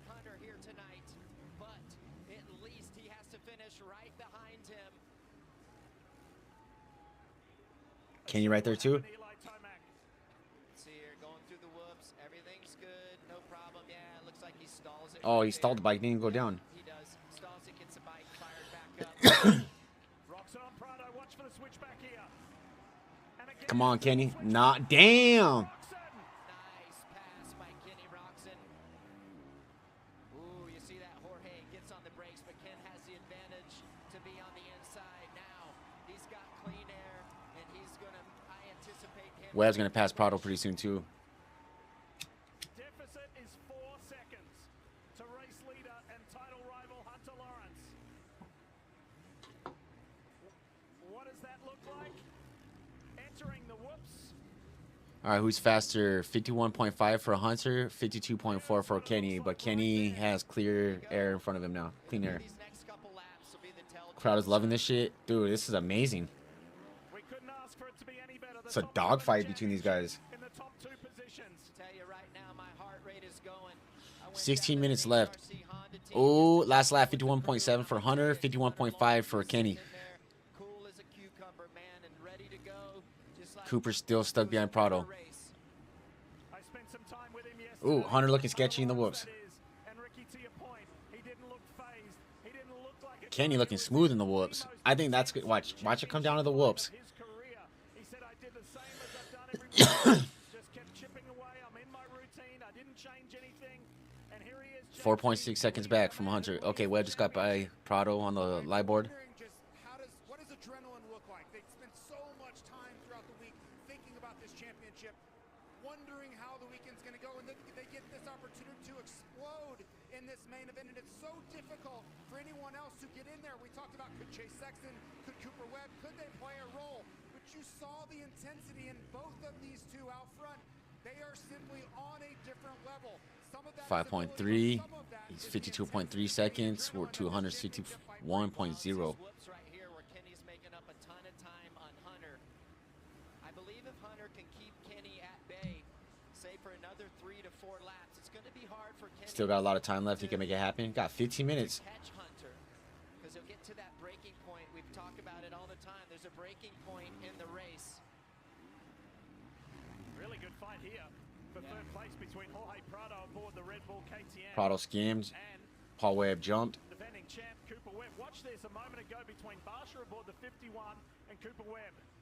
Ooh, just a little tag there. Barsha. What do you do? Wave at him? I kind of turn away. Clear away. There's the 3 of Eli Tomac, who was able to catch back up and really fight. Okay, Tomac. Look beastly right there. Bike in the sand earlier. Oh, Webb down to 5th. Nope, Webb up to 4th. What the fuck going on? It is. There's some locker talk going on in the paddock. Jorge's a tough guy to get by, and you can see that right now. Unless you have a massive time gap on him, hard to get by. But Eli Tomac is a man on the move right now. Here goes the pass. Oh. You hear the roar of the crowd. They know there's something on for their man as he takes the fight to Cooper Webb. Spoke too early. I like how these guys turn down a little bit early right there because it sets you up perfectly. Tomac Webb on Prado's back tire. This guy right here is rolling. The way that he's riding, this is the beginning season, Eli. Well, this could be one of those beast mode rides. And I don't want Here they go with beast mode. the horse here, but there is a lot of racing left, and Eli Tomac had a 52-second. Something just happened. 6.3 second gap on Roxon. It's going to be all in this pass right here. If he can get by the 26, Teammate on teammate. Kenny is going to have to take notice. Oh, a bubble there in the sand for Been thinking about the age thing since you said it earlier, crazy they can still ride like that. Dude, this was unprecedented. This was nothing like we saw back in the day. People used to retire, what, 25, 26 years old? That's what they're retiring at? Roxon, Tomac, Webb, Barsha, Mookie. Dude, they're all still holding it down for the old guys, dude. Craig. This could be a great setup. Whoever is in the front next week wins. Yeah, definitely. Great ride. Let's take a moment to say great ride, Jorge Prado. Yeah. Heat win, and he's running in the top 3. Tomac with the fastest lap. This last one. Eli Tomac fans all over the world are saying, well, this is the guy we've been waiting to see for too long. after that bizarre spell for several rounds where the questions were, what's wrong with Eli? That was weird. Him not wanting to say was wrong, I don't agree with that. Because then everybody speculates. And that's when you get all these dumbass takes, what's going on with him. When you could just be like, yeah, man, I had a practice crash, or I'm sick, or...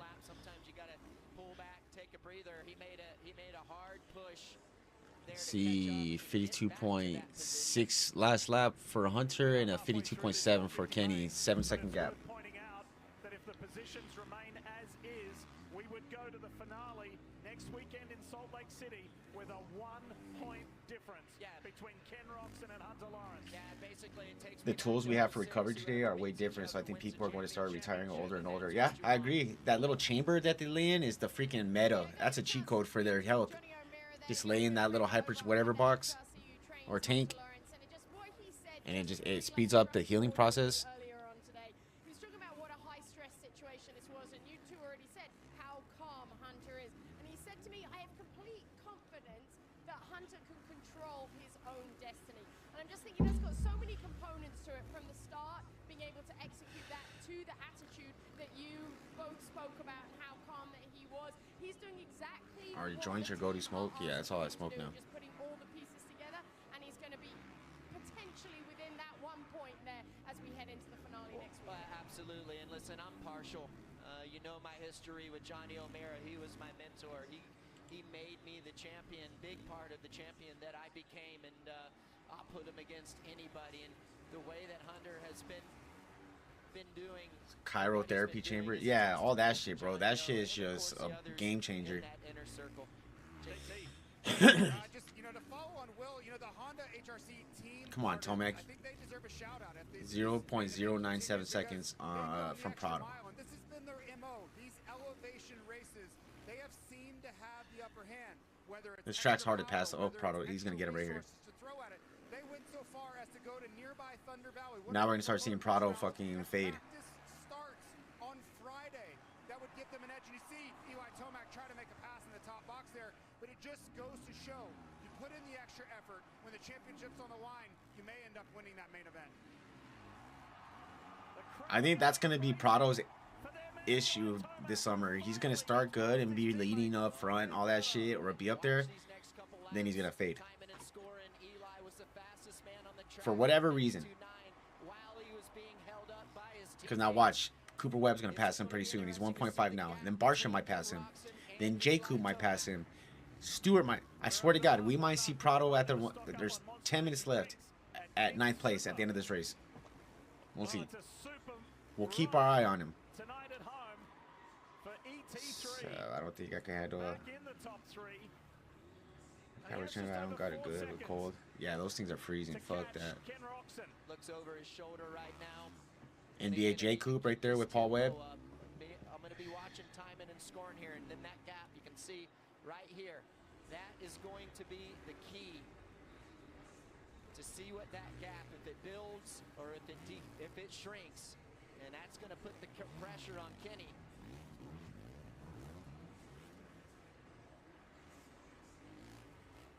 Eight-second gap. It's probably gonna be, unless something happens, it's gonna be Hunter's race. So nervous, and just my anxiety is through the roof for these two riders right now in the championship. And shut the hell up. You know you don't give a fuck.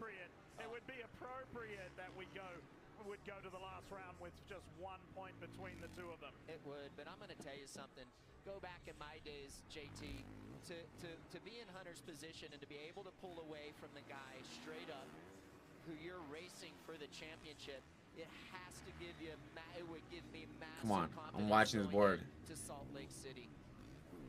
Ricky, I believe it would, you know, and if you're Hunter, you can just kind of say, hey, the last 2 weekends, inclement conditions, nothing I can 1.2 now.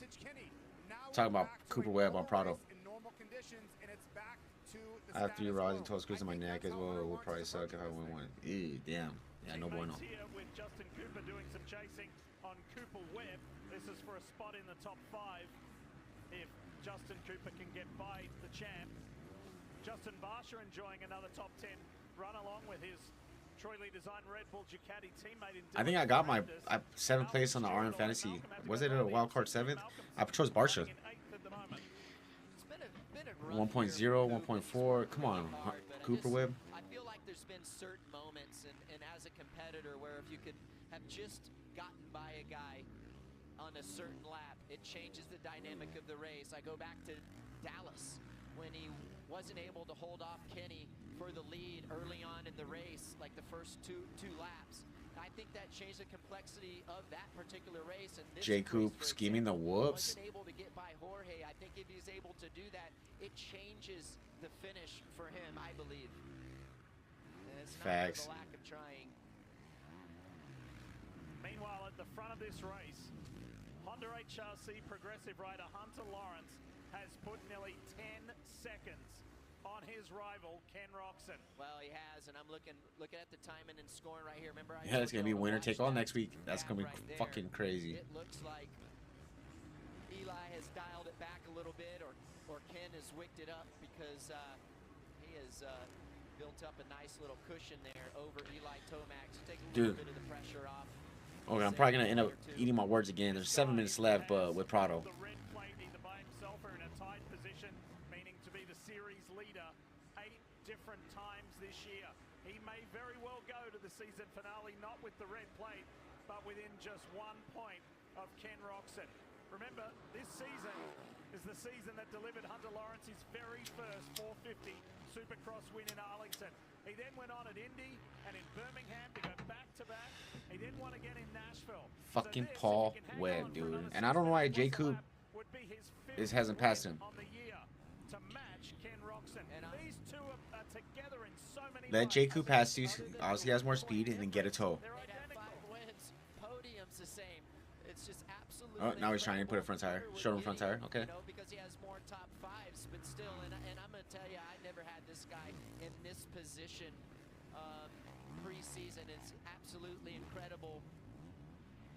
He's done a great job, and I tell you what, his bounce backs has what's been amazing to me, and great to see. J. Coop finally got him. Mental fortitude, how he's had 6 minutes left. rough weekend, but I he know he still could is pass Prado. resilient. I just want to see He Prado goes back and be does passed what he again. needs to do in Is that so hard? moments like Ooh, JT said. Mookie right there. You can't ask for Ooh, Cooper Webb passed him again. Monster Energy Star Yamaha teammates still duking it out. Here comes Justin Cooper.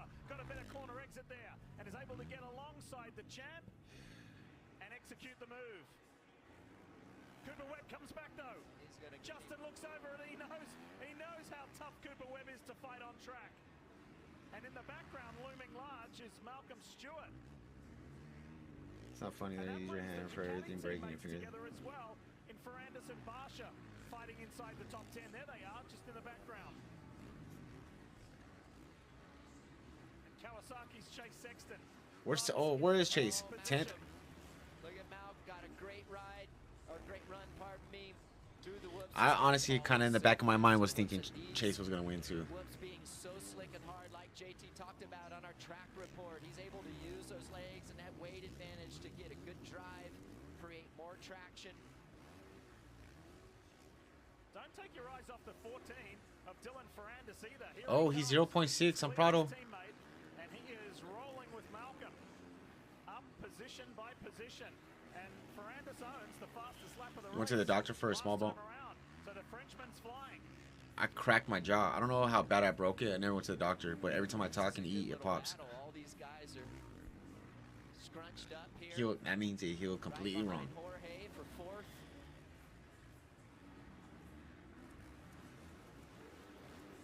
Look at that run Malcolm gets.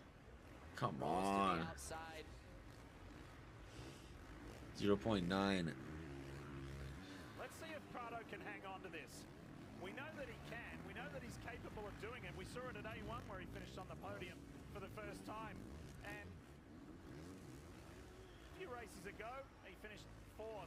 But there's also been a trait of Prado fading late in the main. So let's see if the Spaniard can hang on to this one for a really solid 4th place with just 3 minutes left plus a lap. It's going to be tough because it's got Cooper Webb all over him. Yeah, it's all jammed up right behind him. He's going to have to hold strong. Yeah, I never went to the hospital. Even like Ride pretty defensive. me and my homies did our own surgery on us. Super glue was our best friend. bottles cracked over their head, stabbed, anything like that, super glue. Looks like Ferrandis has gotten by Malcolm. Yep. This could be a very fruitful result. Dude, can you just guys fucking pass Cooper or Prado? Time may beat him though. 2.5 Oh my god. to go.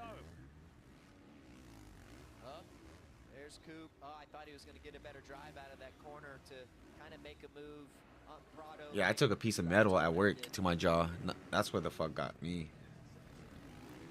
Meanwhile, lead advantage to Hunter Lawrence, 12.8 seconds.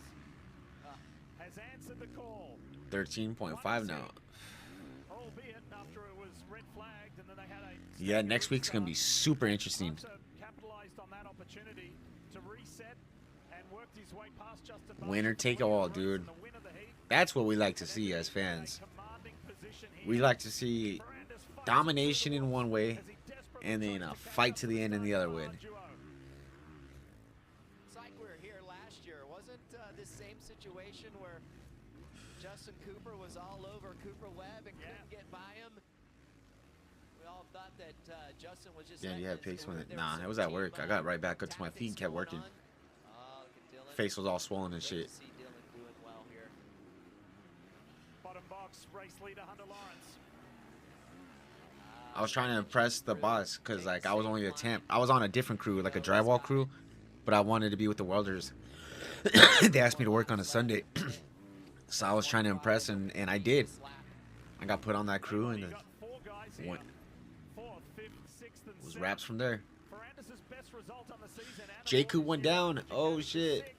Sexton in the 7th. Oh shit. Oh, and Ferrandis.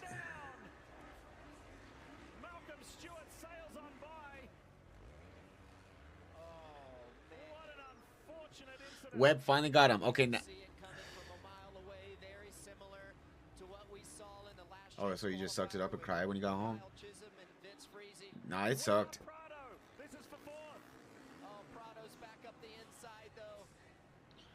I just kept working. I just put it out of my mind, but it sucked.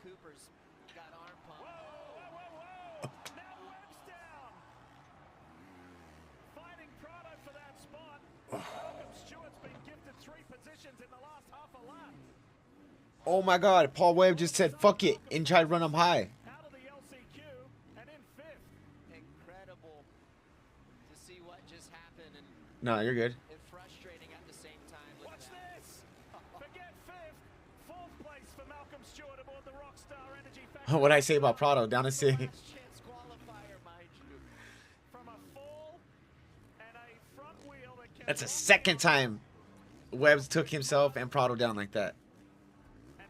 dirt, I should say, to 4th in the main event.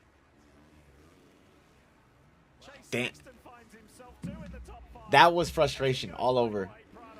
So from 10th to 5th for Chase Sexton, that's been quite the turn. Sexton in the 5th. Okay. Chairs here in the finish line, but look at that. One more lap to go. I bet you he's gonna get fined or something. He crossed so many ruts and went straight at like that. Has to be. Has something very simple to do in a matter of words. It's a must win, and if he can't win the race, he's got to win the battle against Roxon. Well, he's ahead of Roxon, and he's in the lead of this main event on his way home to a 5th victory of the season.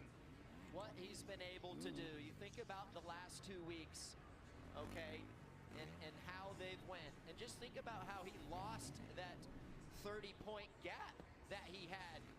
If you're contemplating going to Salt Lake City next weekend, don't contemplate anymore. You've got to go because there's going to be just 1 point between 1 point, dude. It's gonna be insane.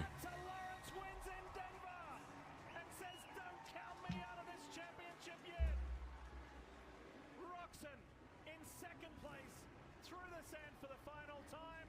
The title is going to Salt Lake City, where 1 point separates the top 2. Yeah, great ride for Kenny. Also, welcome back, Eli.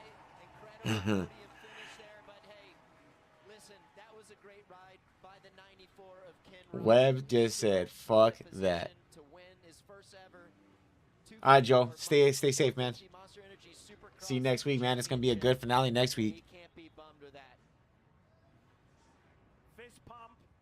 Wow, what a Phenomenal performance and a race victory by 12.3 seconds. That's comprehensive. And he looked controlled, he looked composed, and executed in the highest of pressure.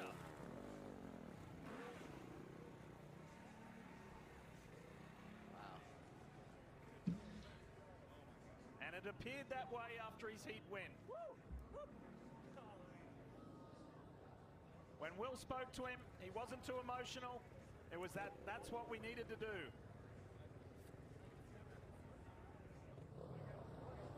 And now in the main event, he's victorious for the 5th time this year. Rocks and reflects. But he goes to the championship finale, still with the red plate and the championship lead.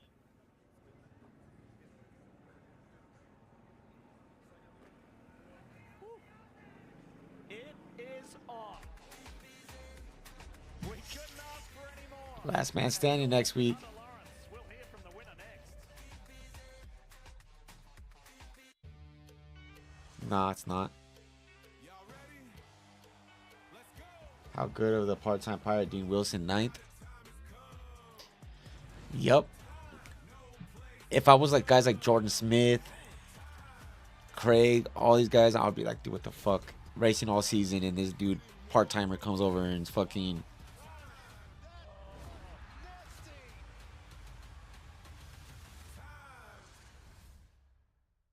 That swordfish won me the tournament. I once had an 8-leg parlay. An octopus, if you will. It came down to a game in Indiana. I heard the team's plane got in super late the night before, so I figured I'd use my Bet365 sign-up bonus to hammer the under. Did you win? Well, let's just say the next round of omelets is on me, fellas! New customers bet $10, get $200 in bonus bets. When a migraine strikes and I've taken a trip down, side effects like dizziness can throw me off. Migraine again. Ubrelvy works differently. It keeps me in rhythm, quickly stopping migraine pain within 2 hours. And some have pain relief that lasts all day. So I can handle whatever the day may throw at me. Don't take if allergic or with strong CYP3A4 inhibitors. Tell your doctor. Dude, next week is gonna be so lit for the 450s. Or color changes, pain, Gloves are off. You know the gloves are gonna be off Get too. help right away for allergic This shit literally gonna be for a title now. face, mouth, tongue, or throat swelling, which may occur days after use. Ask your doctor how you can stop migraine attacks and stay in rhythm with Ubrelvy.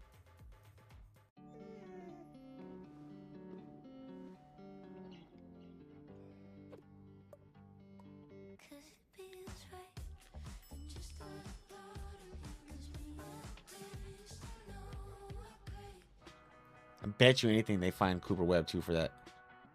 Monster Energy SMX World Championship is brought to you by Monster Energy and by Triumph for the ride. Hunter can change his name to Jock Ross. We are going to remember tonight for a long time. It was the night that set up just an amazing... Dude, I really think Hunter is my title pick, like I said, and I stand on that. There's no turning back on that. I stand on that. But Roxanne really could do it, man, and that's just, if it happens, that's gonna be such a crazy story. Do I have 2 screens or 3? I got 2, but the one of them's big as fuck and is like 3. I have like two different windows on that big one, and then like this one. Knowing what was on the line and what you absolutely had to get done tonight, and how are you feeling now, knowing that you executed it perfectly? Yeah, it's good. Man, 5 seconds. 5-second board, I'm just like so excited. Let's go out, have fun, do what I love to do. Yeah, couldn't have been much better than that. I'm really happy. Huge thanks. McAdoo won his first career LCQ, nearly a decade into his career. Thank you. It's a cock. Let's take a look at the UFO Plus When I read that, I read it with a different accent in my head, and it sounds funny as fuck.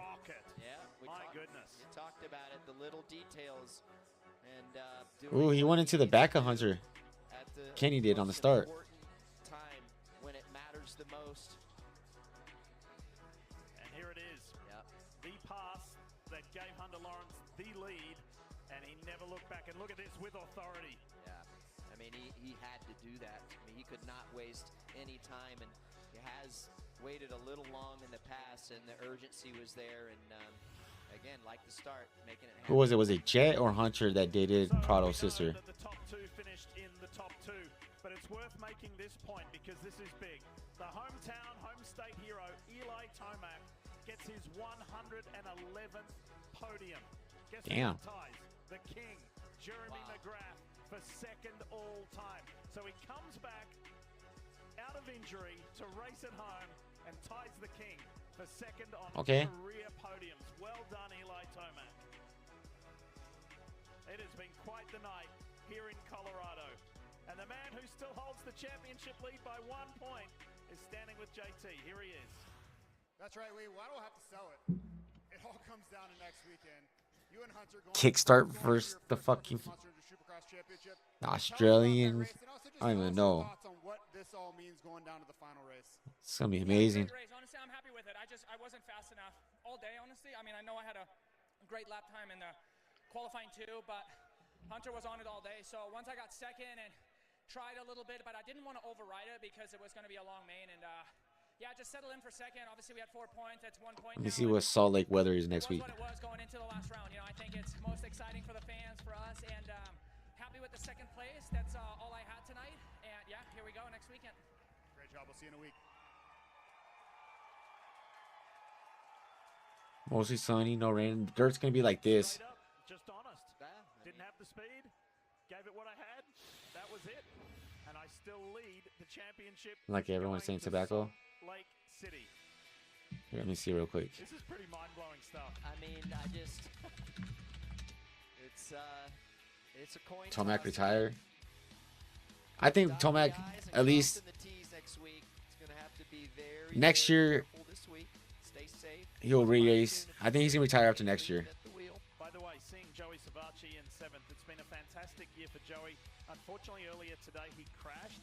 He suffered a dislocated wrist. Supreme Commander Comanchero. Back into place, but he missed the evening's proceedings, of course. Joey, feel better, heal up quickly, and we remember what a year it has been for you on that quad lock Honda. So thoughts with Joey Savacci and a Fucking 1%er, man. from that wrist injury today. Hey, Will, remember that big accomplishment? Let Eli know who he's sitting second all time with on podiums. Actually, I just told him, Lee. We were just talking about it. The crowds were going crazy, Eli. Congratulations on this podium. When you were putting in that charge after the unfortunate stall there, they were right behind you. We know that you wanted to come back because this is Denver. This is your race. How good was it to get on the podium? I know you got challenges physically too. You got challenges here tonight.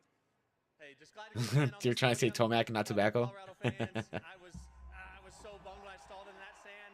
Just happened to stomp on my rear brake there, and then honestly, like double stalled. Anyway, was able to claw back. No, I didn't know that. Had some fun on this track, and just Last man standing. Okay, yeah, I agree. Call that to Hunter. Love being on the West Coast too. Of course, homestead in Colorado, and try to go get another podium next week. Thanks. Good job. Good to have you back. It's like a voicemail. Pretty amazing stuff. Pretty amazing stuff. All right, this is how you're going to see the championship finale. All right, so the dirt's gonna be probably be this almost the same next week, like here. As it has been every race weekend of this We're gonna have East and West Coast 250. Both titles are done. Dean already got to. It's just bragging rights at this point. 450 down to the winner wins all, dude. Between Kenny and Hunter, and I really feel like the gloves are gonna be off. Watch them start next to each other. We're gonna see some crazy shit next week. With 1 to go in the Supercross portion of the Monster Energy SMX World Championship, we're going to talk a whole lot more about it coming up in the SMX Insider post-race show presented All right, by but Pro Shops. that's it for me. Appreciate you guys. I see the words on the bottom. 1K subs. We're on the road to 1K. 1K subs. We're giving away tickets to a race. So appreciate you guys, man. It's been a grind. Gotta be outdoors, man. Can't wait for it. But y'all be safe.